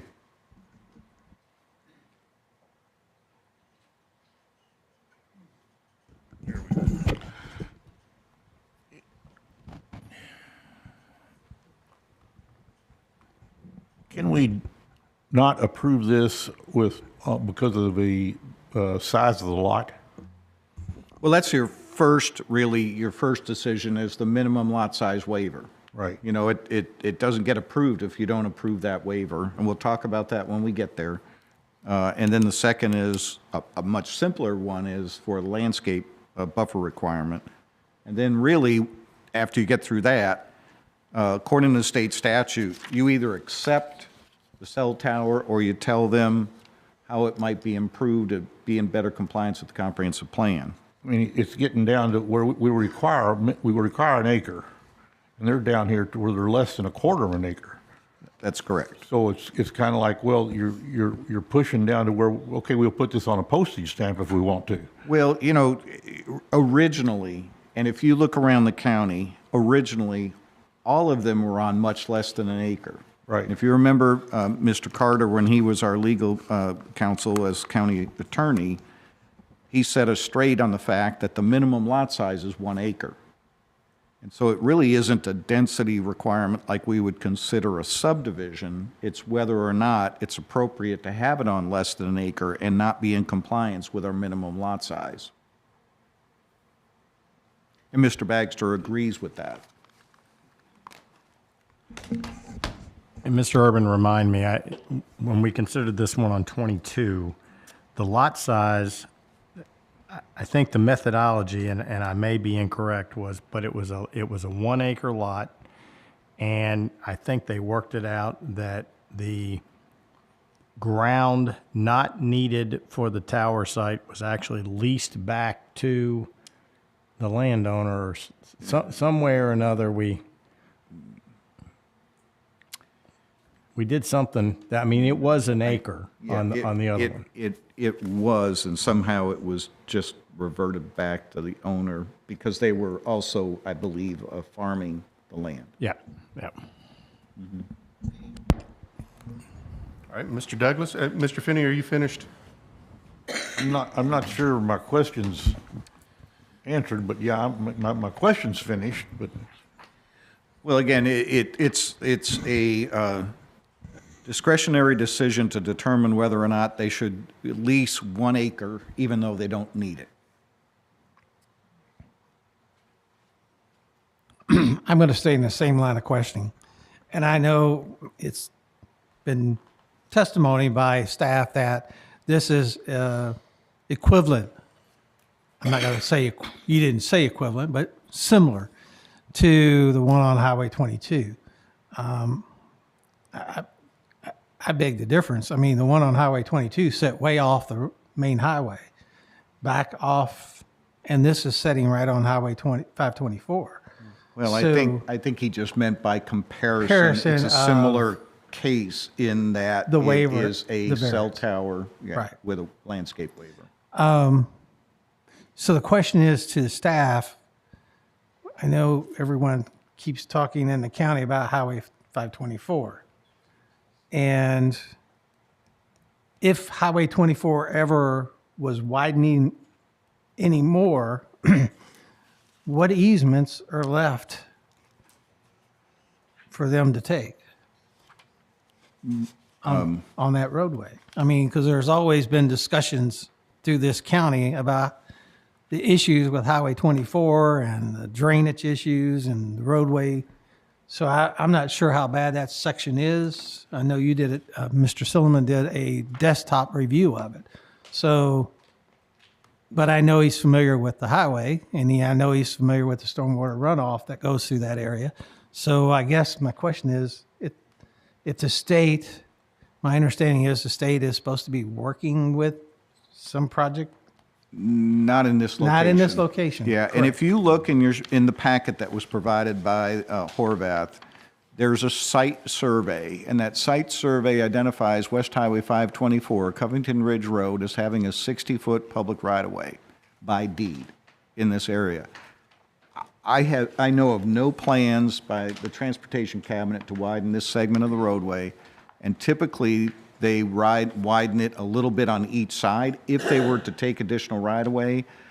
And in this location, I don't see that they're ever going to widen it other than for maybe stormwater or safety improvement. It's never going to be 2 lanes, more than 2 lanes, one in each direction. There's no purpose there. It's out in the countryside, and other than improving drainage, which they typically do in a 60-foot right-of-way, I understand what your question is. I don't foresee any time that that's necessary to take additional right-of-way. Mr. Douglas, anything else? All right, commissioners, further questions? Mr. Finney?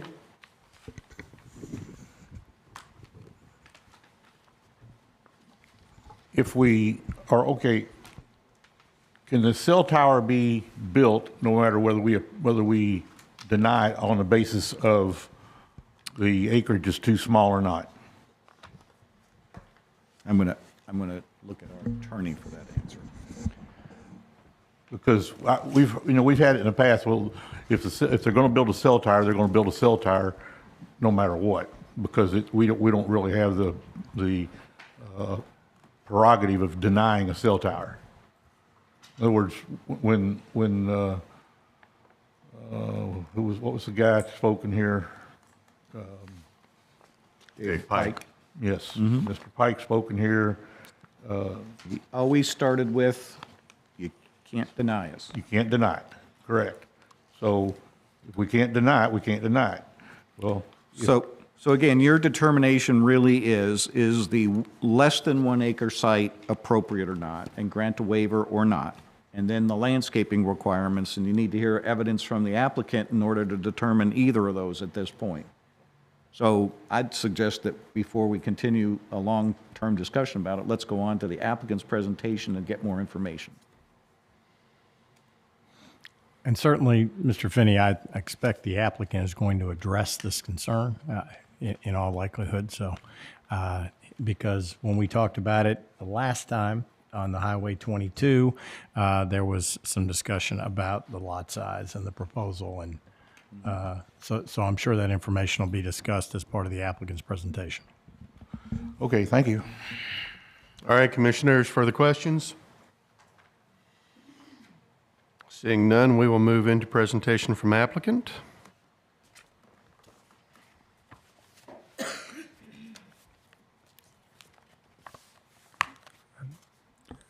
Let's go ahead and get your name and address for the record, please. Absolutely. Russell Brown, I'm an attorney with the law firm of Clark Quinn, Moses, Scott & Grahn, 320 North Meridian Street, Suite 1100 in Indianapolis.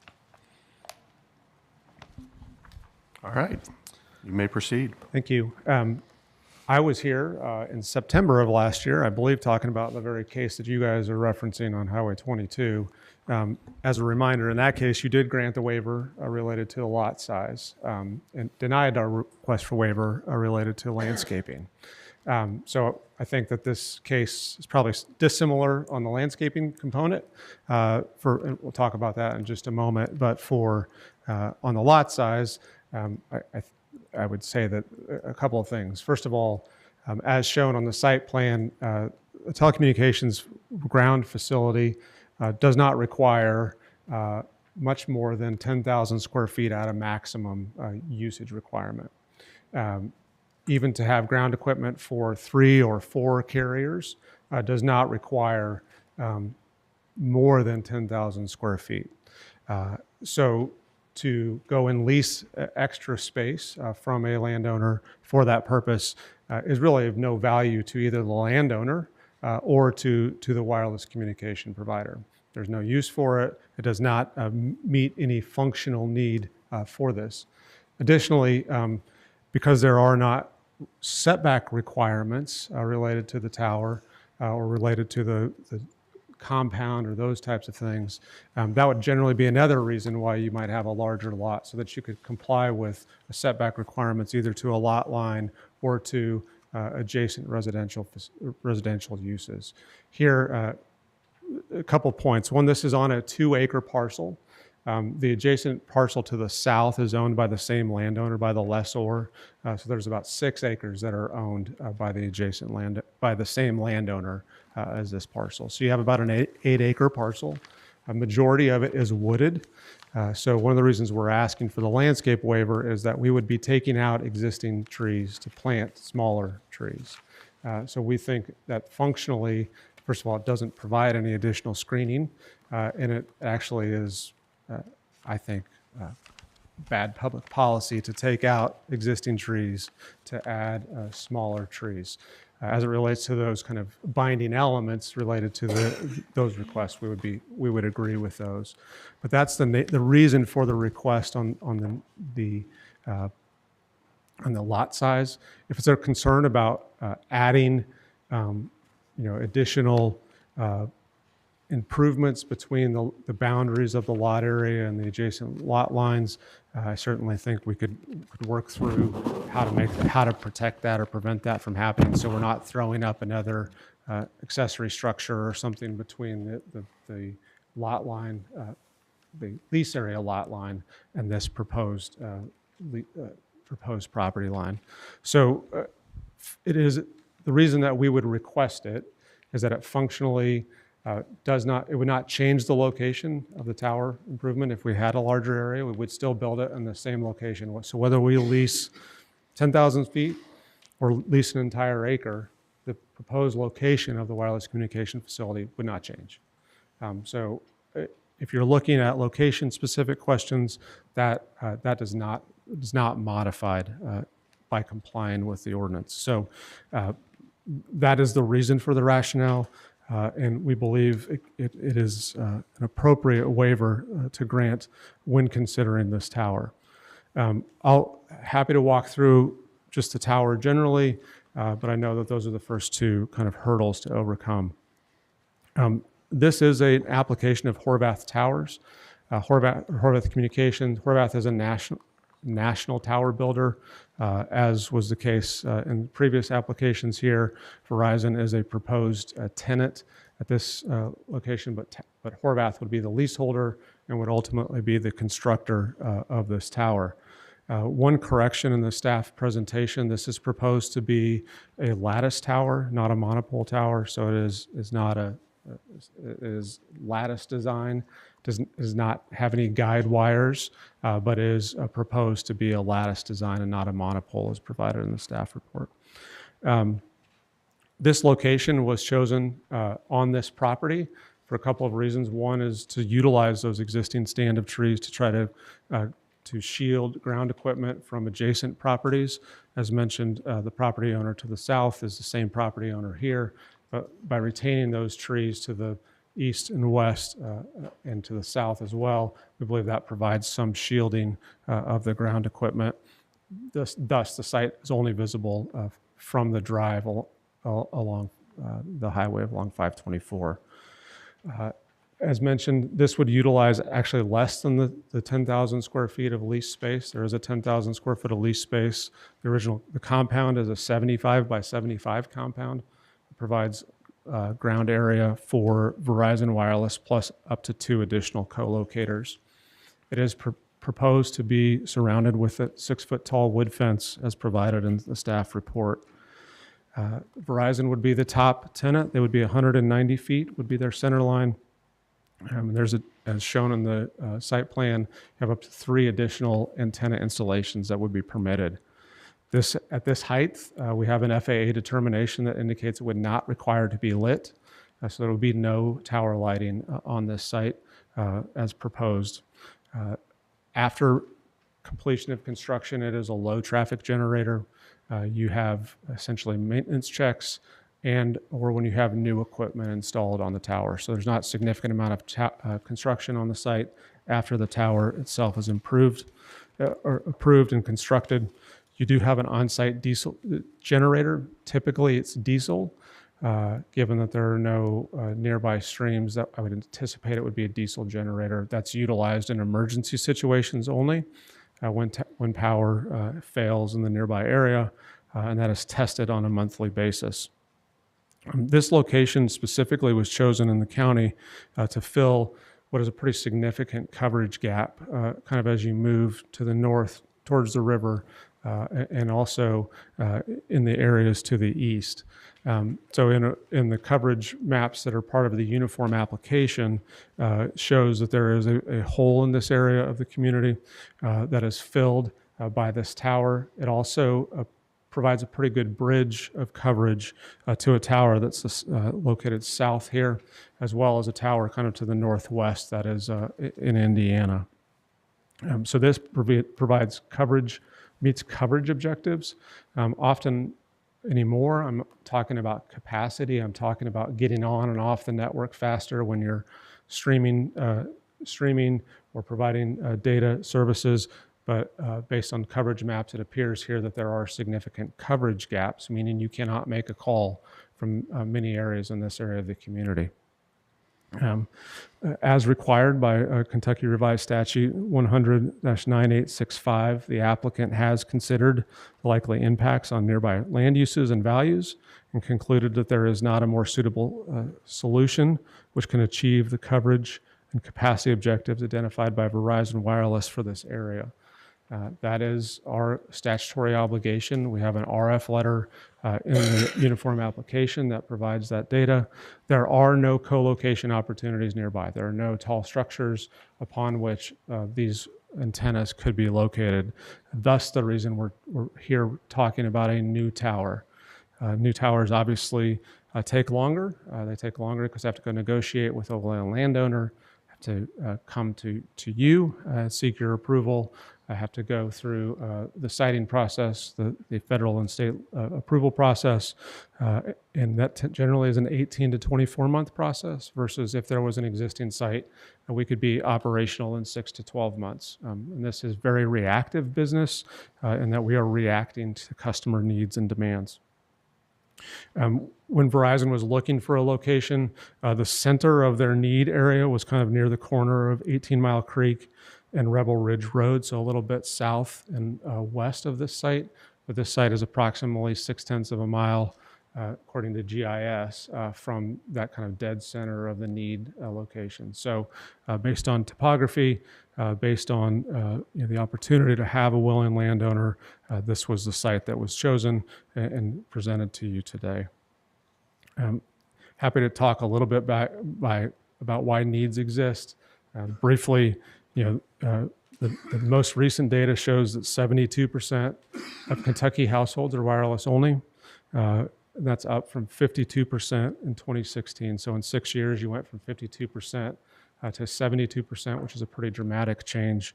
And about 82% of kids under the age of 18 in the state live in a wireless-only household. So that is a big portion of the use requirements and the need requirements.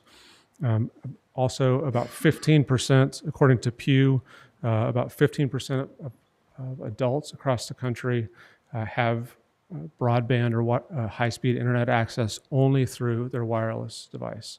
And so that continues to be a reason for these types of towers and installations being built closer and closer or in the middle of residential or rural areas.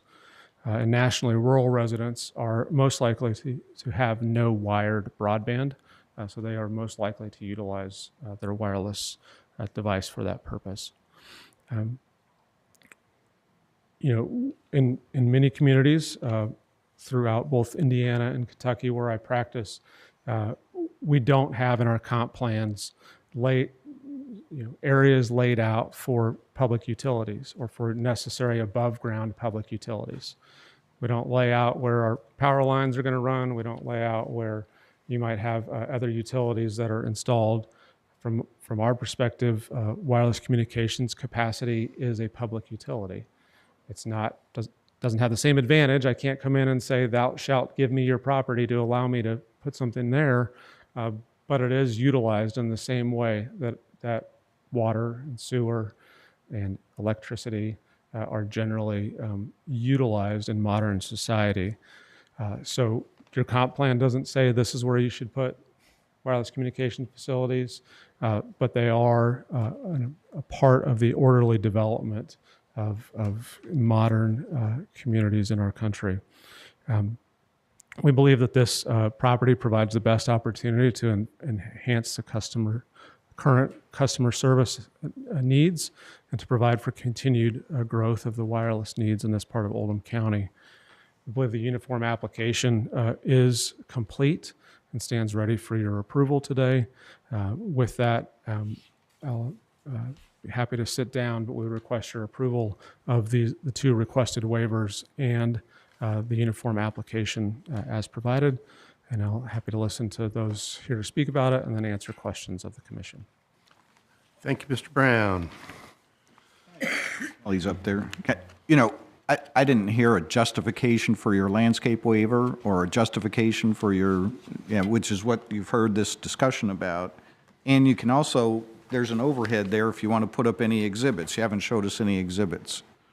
Well, I believe I would slightly disagree. I believe I did provide justification. The justification on the landscape waiver is that we would be taking down trees to add trees. I don't know that there's a clearer way to say that to add a 20-foot buffer surrounding this, I would have to take down 20 foot of existing trees. So I think that that is the rationale for the landscape buffer. And what you are proposing is we are proposing a 6-foot fence, wood fence, and that's one of the binding elements that we would agree to. As opposed to a chain link fence. As opposed to using chain link, correct. Gotcha. That's what I was missing. I apologize for that. And as it relates to the size of the area, I think from our perspective, requiring to have a larger lease area, which will be not utilized in any way, shape, or form, doesn't benefit the landowner. It doesn't benefit the community from our perspective, in that it just makes that unusable for that landowner. There would be no use for it from Horvath or from any other provider. It doesn't provide an advantage to the community in that it doesn't increase setbacks. It doesn't change the location of where this would be as it relates to surrounding properties or as it would relate to the right-of-way or any other setbacks. So if those are the objectives, I don't think they're accomplished by requiring a larger parcel at this location. Given that this is effectively 8 acres owned by the same landowner, having a smaller lease area does allow that landowner to continue to use and enjoy a larger portion of their own property that's not leased to someone else and therefore not available to their use. So we think that this actually, the smaller lot size allows for the continued use and enjoyment of the property by the lessor, and does allow for the continued kind of furtherance of the objectives of the zoning ordinance and the comp plan for this property.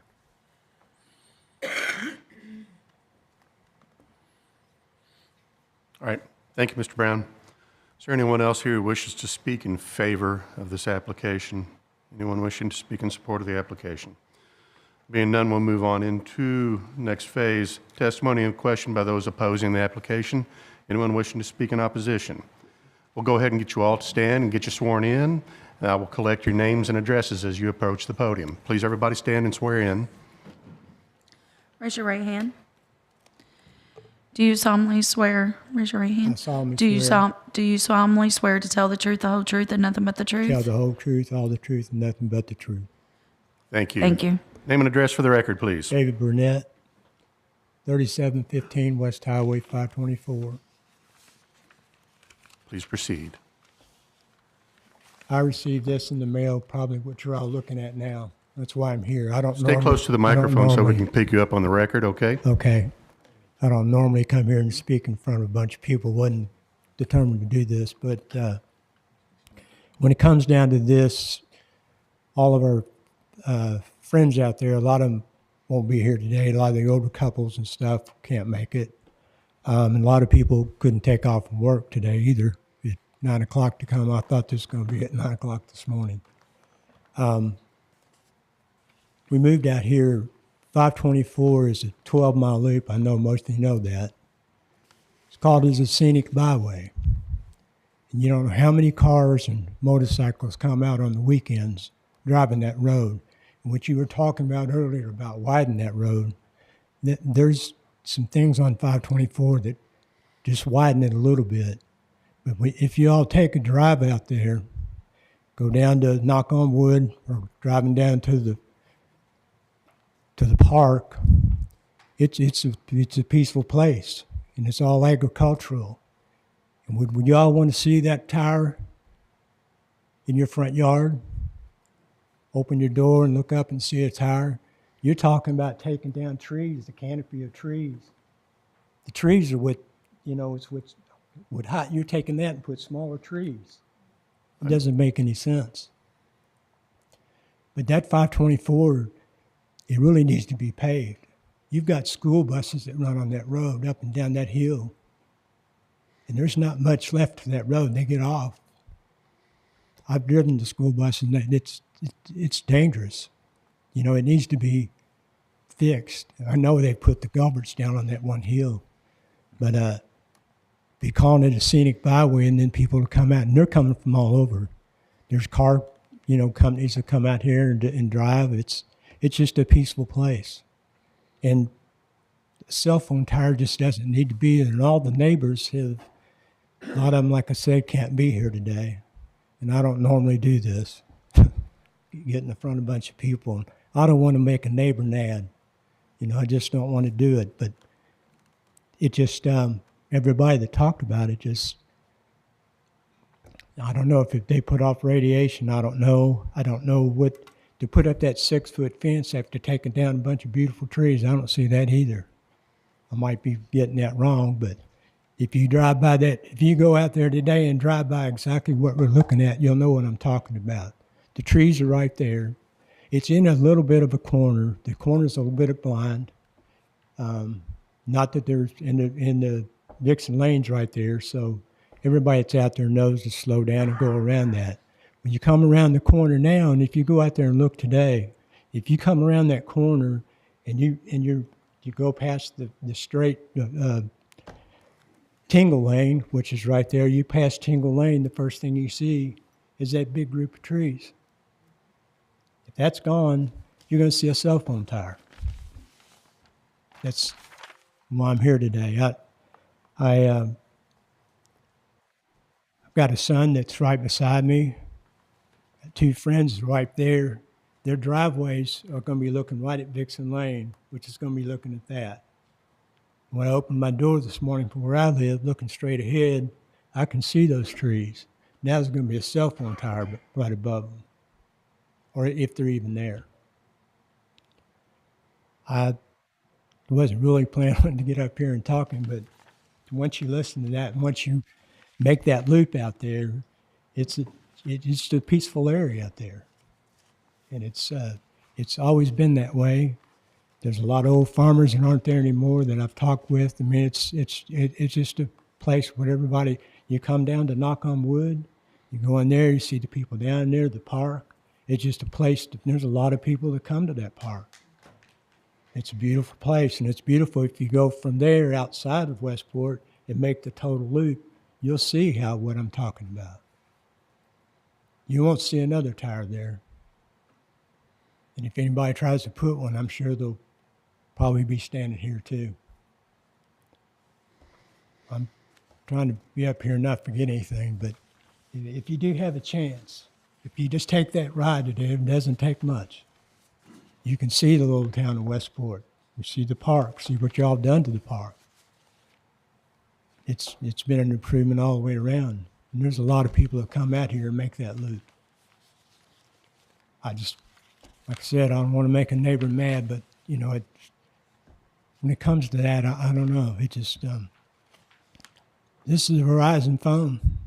I pick up I can talk on this and do everything with this. Matter of fact, on the way, you don't want to see it, but I took off work today to come here. The boss is here. They're here because of that. When I was leaving and coming up the Little Rocks Road from Hidden Valley Road, I had a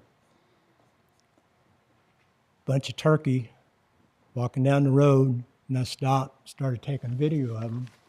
Little ones coming out of the tree, and before it was over with, there was 10, 15 turkey that went right back to my place, just went into the woods. That's what I'm talking about. Just in the pond I have there, and the deer that show up, and the geese coming to the river. I mean,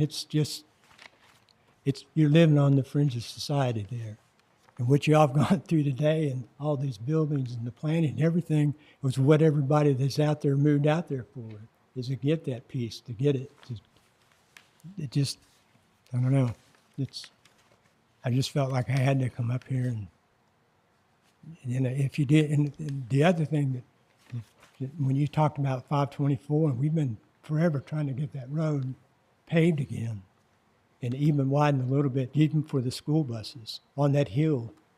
And there's a lot of people on that road. When you're coming down the hill, and all you got's that guardrail on the side of the hill to see if you can make that for those school buses.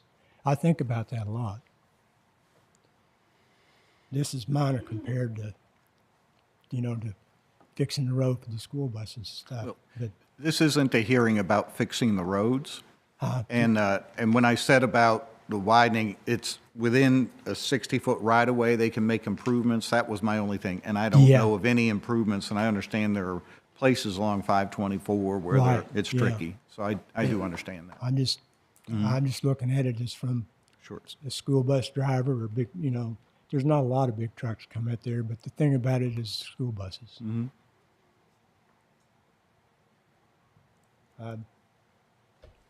Did I forget anything, or anybody want to know anything else? I mean, it's all Anything else to about add? it. All That's all right, I've do you got. have anything else? No, I hope I don't think of anything before we sit down. But, Thank you for your comments, sir.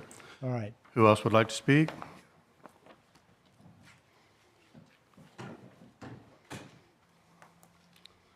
I'm Maureen James, and we live on Hidden Valley Road.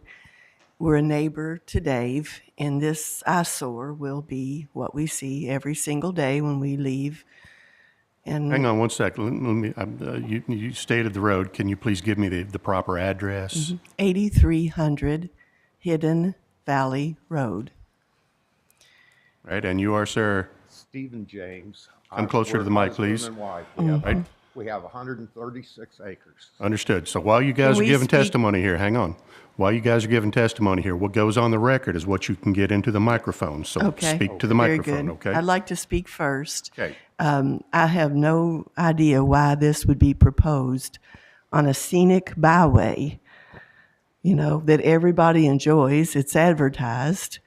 There won't be another one that is not funded now, but it is a scenic byway.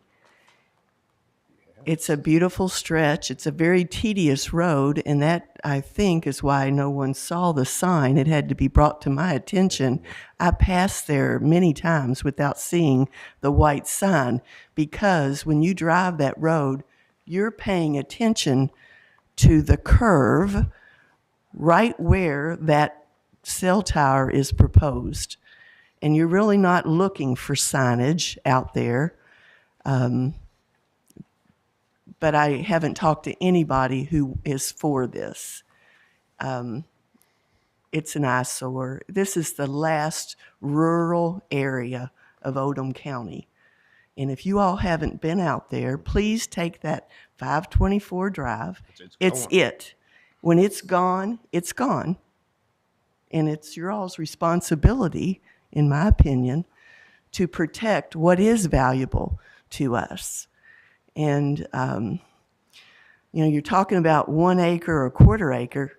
It's 200 feet. It's a 20-story building. Yes. In the middle of rural farmland. And I would like to now, I think I've said everything that I need to say. I'd like Well, to you let just my all husband- had your 200-year anniversary. Well, we're from Westport. That was the county seat. Oldham's Landing is not too far from me. I can see it. I have a cell phone tower I can look at in Indiana. It's across the river. I stare at that. I stare at the 2,000 square foot wave tower forever. And this was the last bit, and all they want, it only benefits Verizon and the property owner that is going to lease this to them. Everybody else, I have neighbors, have spent millions on their property. The Brazons, he was ambassador to England.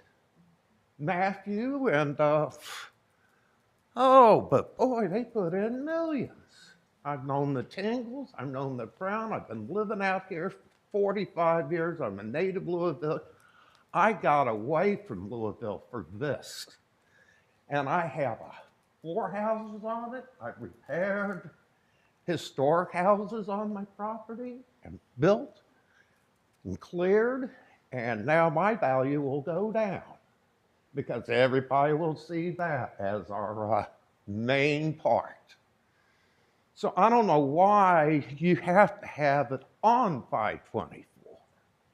You have ridges everywhere. I have ridges. I have to pay a water drainage thing. I live on a ridge. The ridge has been draining for thousands and thousands of years, but I have to pay. So this is just one more. People move out where I am, want to be left alone. And we don't seem to be able to get a break. So this is about, we have optics out there. They have put all of that fiber optics. It's right on our road. So I don't know why they're saying this is going to be a big benefit to, I don't see it. Technology is, it's past, that. Just like that wave tower is obsolete. It should be torn down. You really want to know, it has no use. But you rammed it through, and this is just another thing. Y'all should know, I remember when LaGrange wasn't much. And you were all proud of yourself the other day for your being 200 years old. Well, I remember when there was a stone jail, And so this is all like, you're learning what people moved out here for if you just allow this. There's so many other ridges. You got stop the gun range on Rebel Ridge. You could put it on Rebel Ridge. You could put it on Bohannon Ridge. There's ridges everywhere. This is right on 524. So I don't see it. Only benefits I see is for Verizon and the person that's gonna lease it. So, but it hurts me, it hurts all of my neighbors. So we put in our time and money, and just to let things just go to hell, I just don't like it. Okay? You think about it. Take a drive around that road. It's the last one that's left that you can have a scenic. Take the scenic byway signs off the thing. It won't be anymore. So that's all I have to say. Why don't you all drive out? Thank you. All right, commissioners, questions?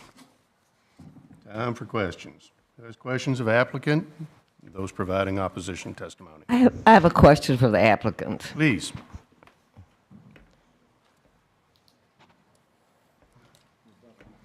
Oh, well, are we? I'm sorry, guys, breach protocol, so yeah, and actually we are at rebuttal. Mr. Brown, your opportunity for rebuttal here. Okay, thank you. Thank you, appreciate it. I'll clarify one thing. If I was not clear, I apologize. Related to trees that are being removed, the only planned trees to be removed would be those that are provide for the drive or for the lease compound itself. So there is no plan to clear cut the 2-acre parcel upon which this is located. And the goal, the reason for the waiver request is to only remove those trees necessary for the construction of this location. As Mr. Urban said, this site does have right-of-way beyond where the edge of pavement is. Pretty substantial, it looks like. There's about 25 feet or so beyond existing right-of-way to where any construction improvements would occur. So if there was ever additional right-of-way needed to be taken, my belief is that unless there was a huge expansion, you probably wouldn't even get into the lease area that Horvath is proposing here. So I believe all of those improvements or repairs could be made in existing right-of-way or without interfering here. When I do these cases, a lot of times people ask, well, why can't it go over here or over there? And I'm not an RF engineer. I'm not, but I've done more than 100 of these hearings in 40 or 50 jurisdictions in 2 states, and I can tell you one thing I'm for certain is if we moved it over there, the folks who are here today wouldn't be here in opposition to the petition, but somebody else would probably be here in opposition to the petition. The reason that we're going at this location is that Verizon has identified that there is a lack of coverage and lack of capacity in this area of the county, and they have identified that there are, and they don't do that. This isn't proactive. This isn't fun for Verizon to spend $500,000 to build a tower just for fun. They're doing it as a result of usage patterns that they see customer complaints. I was in Laurel County last week, and I had one of the Plan Commission members after the hearing ask me how they could get a tower closer to their home. And my advice to them was call and complain, because that's how customer complaints are one of the largest things that drive development of new locations. Whether that's I can't make a call from inside my home, I have to step outside and make a call, or I have to go to the far corner, or I have dropped calls when I'm moving throughout the county or on specific roads. And that is what is attempting to be done here. It's a reactive business reacting to those needs. So if I've heard it one time, I've heard it almost every hearing, someone who lives close to the proposed location saying, well, I can make a call from my home currently. And that's a true statement, because these are a network. They're designed to be built onto each other. So you don't go out in the middle of the ocean and build an ocean of no coverage and build a new tower, because you're only then providing a coverage area for that specific nearby area. You're not building a network. So we do often build at the edge of existing coverage areas where capacity needs exist at that time. And so I have no doubt that neighbors can currently make a call from their home today. What I can tell you is folks who live a little further north, folks who live a little further east, probably cannot, because they are outside of the area where adequate coverage is being provided currently. And that's what's attempting to be addressed. So you can't pick up this tower and move it to 2 ridges away and provide the same coverage and capacity objectives. And that is, what Verizon's RF engineer has to provide to you. That's what's part of your uniform application as a requirement. And what Kentucky code provides is that we have evaluated other opportunities, and this is the one that meets the coverage and capacity objectives identified here. As it relates to value and enjoyment of properties, there are valuation studies. We don't have one for this location, but I can tell you that there are. If you look at the PSC record, there are many in the state of Kentucky that indicate that there is no impact to the value of buying and selling property based on proximity to wireless communication facilities. Those are longitudinal studies before and after, measuring them against folks that are more than 750 or 1,000 feet away. And that evidence, I don't have it here today for this tower, but I can tell you that it does exist, that I have It exists in a variety of communities, urban, rural. This is part of current society. To have that wireless coverage, to have that ability is important to home buyers and to property owners. Not to everyone. I'm not saying that it's to everyone's going to love it, and I would also attest that not everyone is going to hate it. There will be people who this is an important part of why they consider a property and why they would look at, why they would want to build, buy, own, or not build, buy, or own. Might be based on that very issue. So I believe those are the specific issues that were brought up by those here in opposition. I'm happy to sit down and then answer questions at the appropriate time. We'll come to the questions. Thank you, Mr. Brown. Ma'am, we're going to go into questions from the commission. You will have an opportunity at rebuttal when that segment has concluded, okay? All right. Commissioners, sorry, it looks like we got away from our schedule just a little bit, but who has questions? Ms. Jones. Okay, for the minimum lot area waiver, why would you, I mean, if you keep it at 1 acre, then it could be in the binding elements that that 1 acre of trees is not disturbed. So with the minimum lot size, you know, the landowner could do whatever they could remove all of those trees. What is the reasoning for not keeping the 1 acre and keeping the surrounding trees undisturbed to create the buffer? Well, I will defer a little bit to your counsel on that, but I would advise, here's how I would answer that. You have a binding element that says no perimeter trees can be removed. So from my perspective, given that the lessor has to give consent for us to be here today to file, that binding element, from my perspective, is binding on the lessor, that perimeter tree binding commitment, is whether or not it's inside or outside of the lease area. And I apologize. So the lease then would need to contain a provision to that extent, I would think, and that the binding element would be that we would have to be provided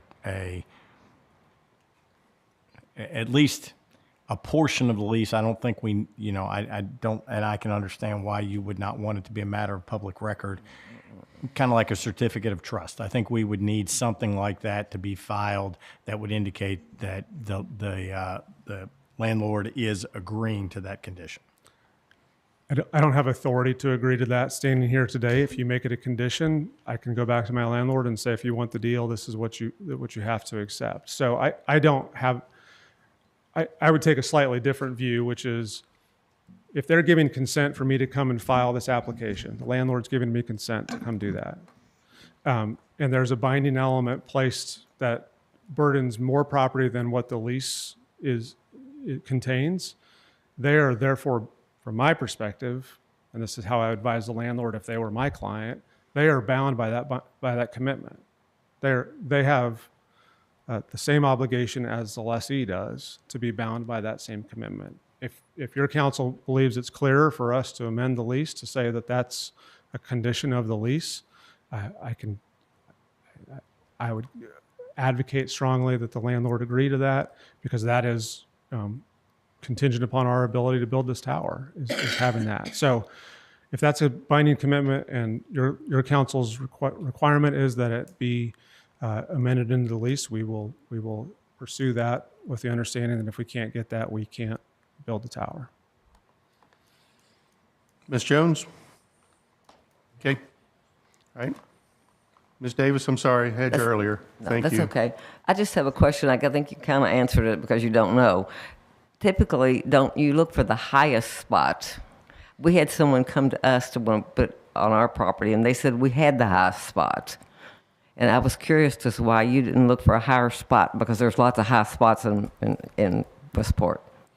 Yeah, so I did not directly answer that question, so I will now. So, I mean, we generally are looking for three things when site acquisition is looking for a site.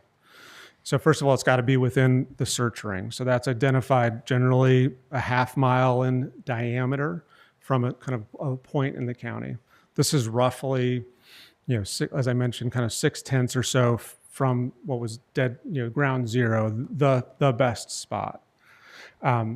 So it's close enough to meet those coverage objectives.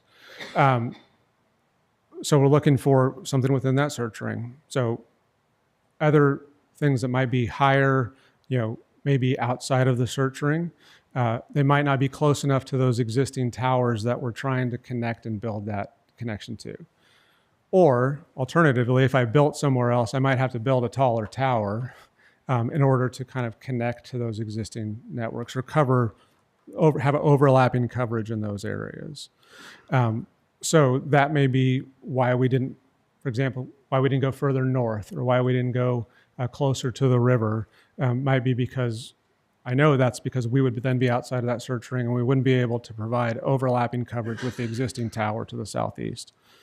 So that's one issue is you're trying to locate within the search ring. You're also then trying to find someone who has space to lease, 10,000 square feet, give or take, of property. You need to have utilities nearby. You need to have ease of access to a right-of-way. So we're not, for example, we're not building a 1,000-foot access drive to get back to a tower. Generally, you're trying to build a shorter access. And then the third is you have to have a willing landlord. So as I mentioned, I can't come in and say, thou shalt lease to me or thou shalt sell me property.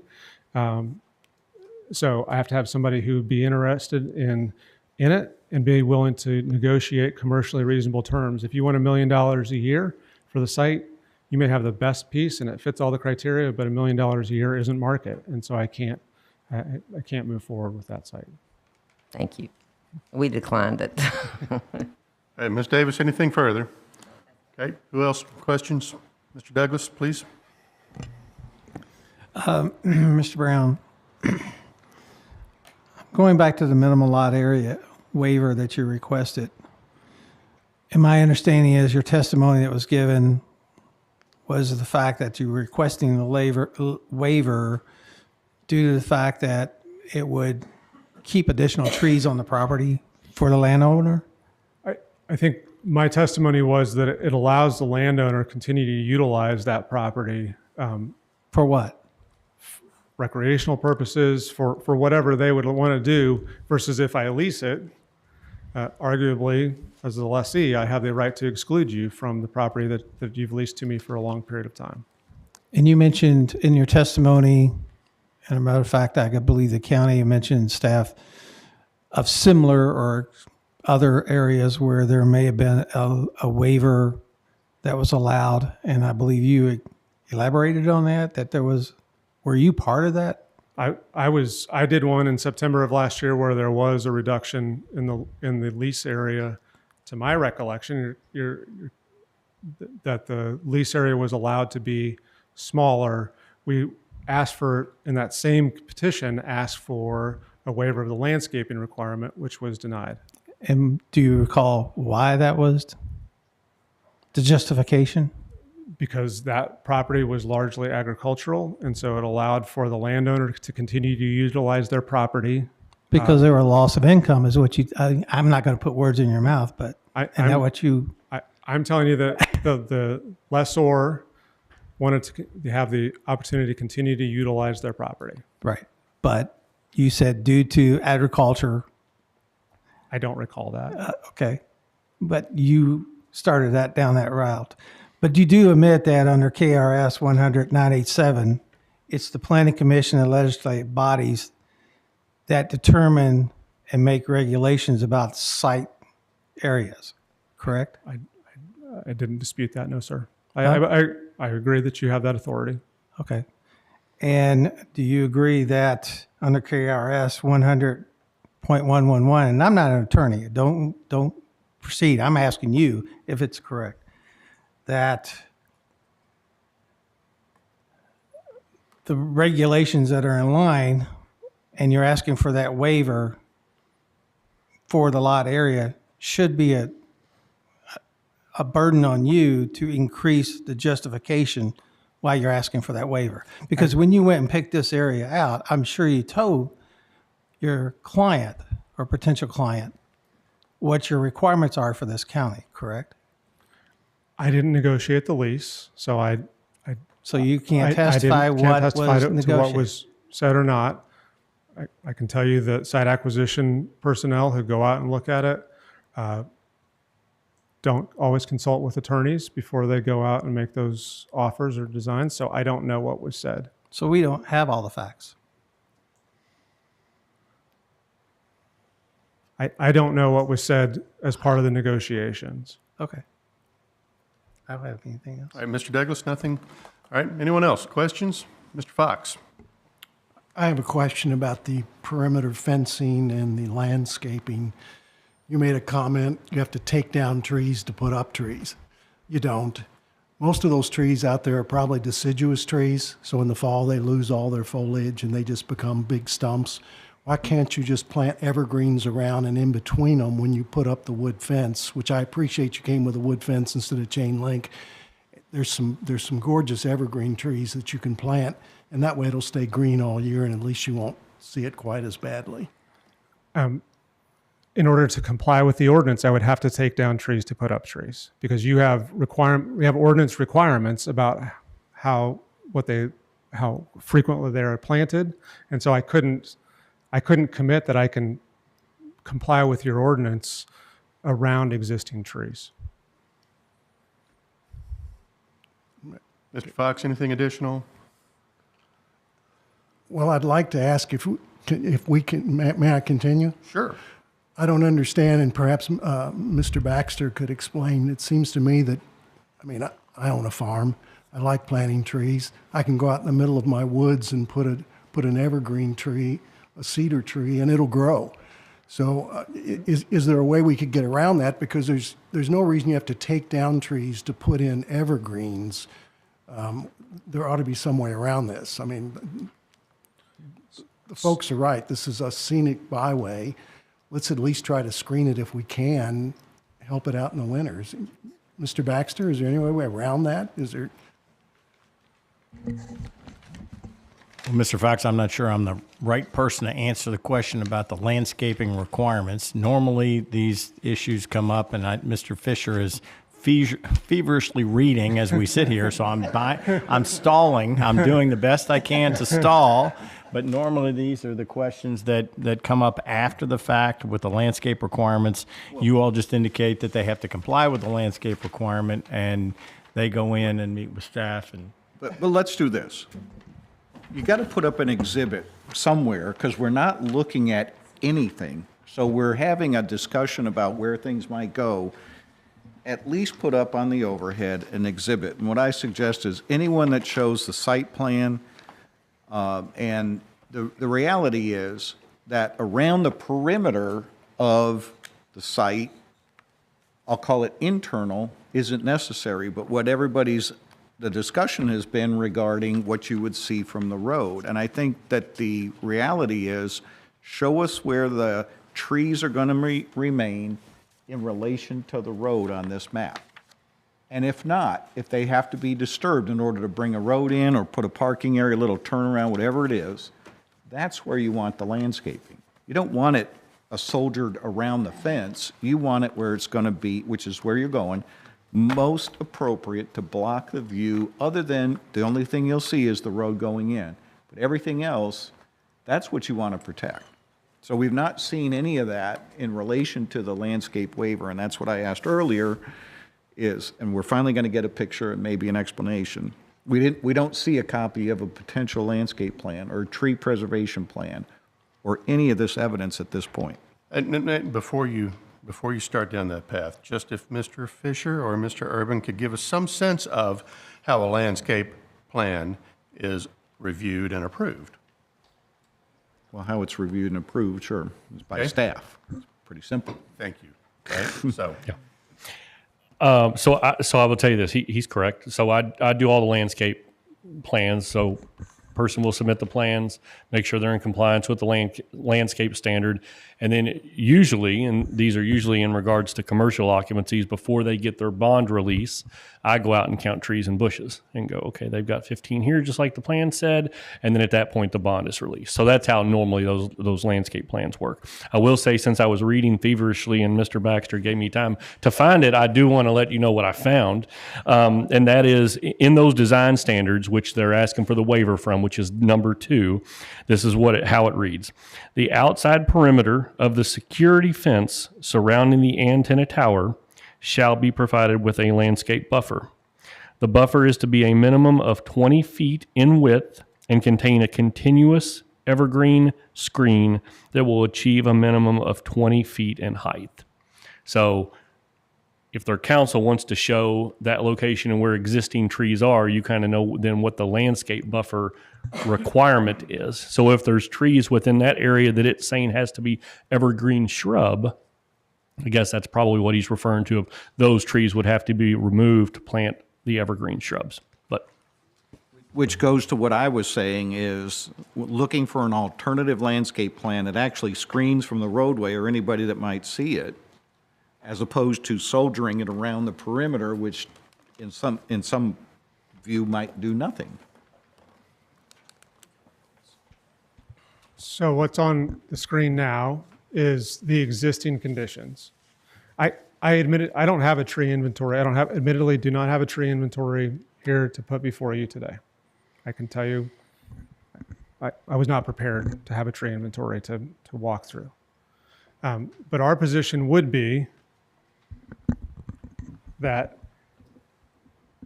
as you can see, this is a completely treed lot. All 2 acres of this are completely treed. So any construction activity is going to remove some trees. The desire here was to locate this in such a way so that on all sides, so here, I'm trying to talk, hold the microphone and point at one time. Lawyers can only do one thing at a time. So the intent of this design was to retain trees along the right-of-way where that entrance comes in, because this shows right here, that's the edge of the right-of-way. So you would be able to retain trees between any construction limits and the right-of-way. You'd be able to retain trees on all 4 sides, but for the drive access immediately off of 524. So that was the intent and of this design, was to retain trees on all 4 sides to accomplish what Mr. Urban just said, which is the only thing you should see is the cut into the drive access into it. If we were typically, the way that a landscape buffer would be installed, when we talk about the perimeter, we would generally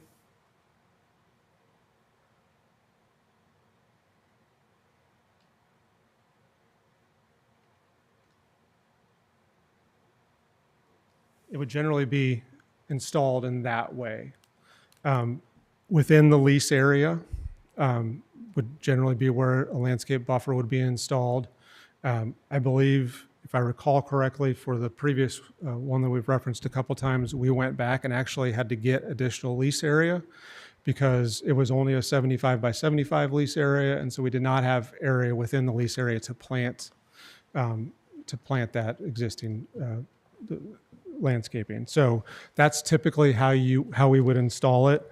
And then on the gate side of the compound, we would not install landscaping because that would be where you would access it. You would most likely potentially have tree vehicular interference or backing through. So my point would be, if we are being required to go outside to have a larger lease area to install landscaping, which I believe we would need because of future expansion opportunities to have ground equipment for 2 additional co-locators. So this compound potentially could need to be expanded at a later date when a third carrier came in. You have space for 2 carriers within the existing compound. If you had to expand that compound, so move the fence out to the lease line, then we would not plant trees in the existing lease area where a future expansion might occur, because we would ultimately someday have to remove those. So my point about removing trees to add trees would be, our intention would be to have no construction activity outside of the lease area or the turnaround easement here. So there will be no construction activities outside of that. So if we're required to comply with your ordinance, which is to have a landscape buffer of 20 foot in width that grows to 20 feet in height, I don't see how I can do that by planting around existing deciduous trees without removing those existing deciduous trees. Because I can't accomplish strict compliance with your ordinance of having a continuous evergreen row on the perimeter if I don't remove existing deciduous trees. So I understand what you're saying, and maybe I'm not making myself clear. So you're talking about potentially having to move trees if you increase the size of this lot. So you'd have to move this evergreen buffer that you'd have to build, but then you'd have to also remove those deciduous trees that you're saying are in your way from building a buffer today. I'm suggesting that you can just come in all around this area that you've X'd, and I don't know how Ryan gets around it or if we even can get around it, but you can just drop cedar trees in among those deciduous trees meaning this whole shot that you showed us is taken during the summer when everything is green and leafy. If you took a picture in the winter of that spot, I'm suggesting it currently would look a lot different, because I don't know, I haven't been out there. But you can drop cedar trees, or what they call green giants, in amongst all of those deciduous trees, and they'll grow just fine. You know, God will take care of it from there on. And if you do have to expand someday, and as you say, take down trees that you plant, well, you're also going to have to take down all those deciduous trees that you're telling us are in the way of your planting the buffer. So that's enough said, sir. I'm sorry. No, as a matter of fact, you're not. If you will, please indulge me with a motion to take a quick break. Yes, I make such a motion. Thank you. Do I have a second? Second. All right, voice vote. All in favor, please signify by saying aye. Aye. Opposed, like sign. 5 minutes, guys.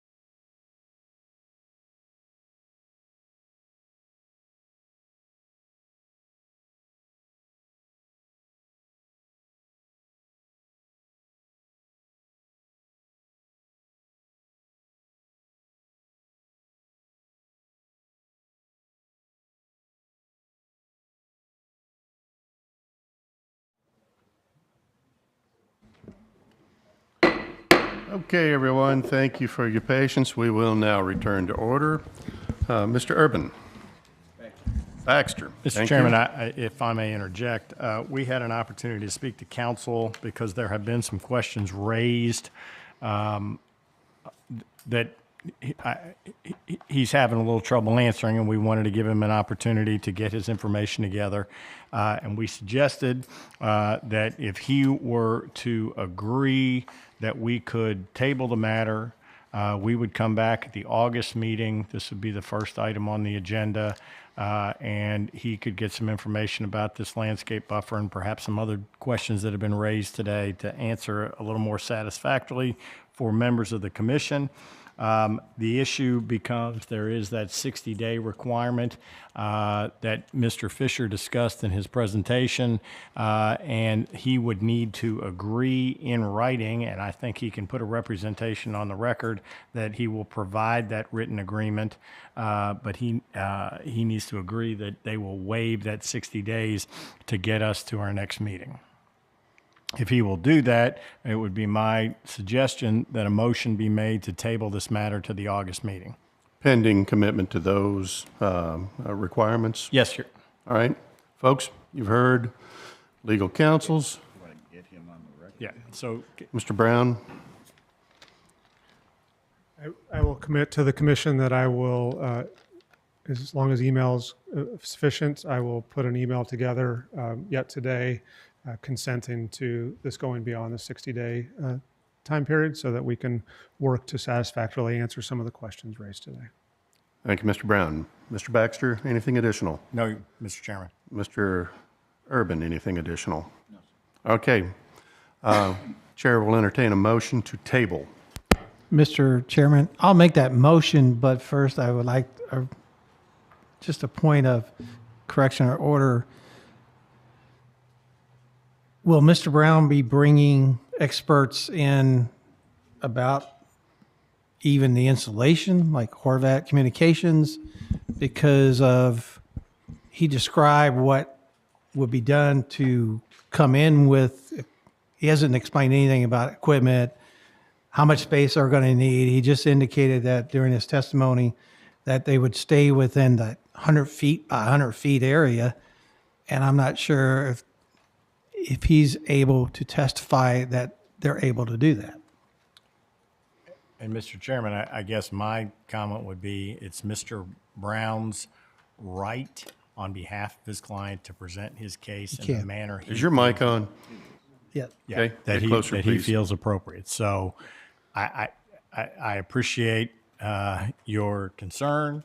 You've expressed your concern. Mr. Brown, I'm sure, has heard your concern, and Mr. Brown is going to manage his case the way Mr. Brown wants to manage his case. I'm satisfied. All right. Did you make a motion? I make a motion that we table PZ dash, and on the application it says 2.3, but I'm wondering if that's 2.4. So dash 24 dash 013 with the acceptance of the applicant's attorney to postpone it to the August Planning Commission. Thank you, Mr. Douglas. Mr. Baxter, do we have an adequate motion? We do, Mr. Chairman. All right, now is this protocol? Do we need a second and a vote, or is this immediate and we move along?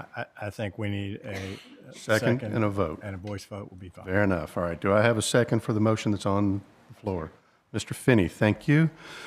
Discussion? I don't think there's discussion on this motion, Mr. Chairman. Sorry, I withdraw. All right, we will go with a voice vote. All in favor of the motion, please signify by saying aye. Aye. And opposed, like sign. And motion carries. Mr. Brown, thank you. All right. What else do we have? Mr. Fisher? Well, I don't really need to tell you all that we'll have a meeting next month now, but we will. So August 27th, for those that are on SRC, don't forget Thursday, we'll be meeting. That is the 25th. And then just keep in mind that the SRC is normally the fourth Thursday of every month. So SRC for August will actually be the week before Planning Commission. So little different. So because I'm sure we're going to be meeting for SRC, and that seems like a good indication for me to sit down and be done. All right, Mr. Urban, where are you going? Okay. I need you for this next piece of the discussion, please. So rumor has it, making our way to the exit, will this be your last meeting with the commission? According to the Oldham era, yes. Right? What about according to you? Yes, Yeah? it is. All right. If everyone would, please. Quick round of applause. Well, thank you. Congratulations. Thanks, Thank you for man. many years of service. Yeah, All right. appreciate it. Thank you. It's been a pleasure. Thanks. All right. And Mr. Fisher, we'll look forward to our future with you. Thank you for being here. All right. Anything else, guys? All right. Go to the cause. We are adjourned.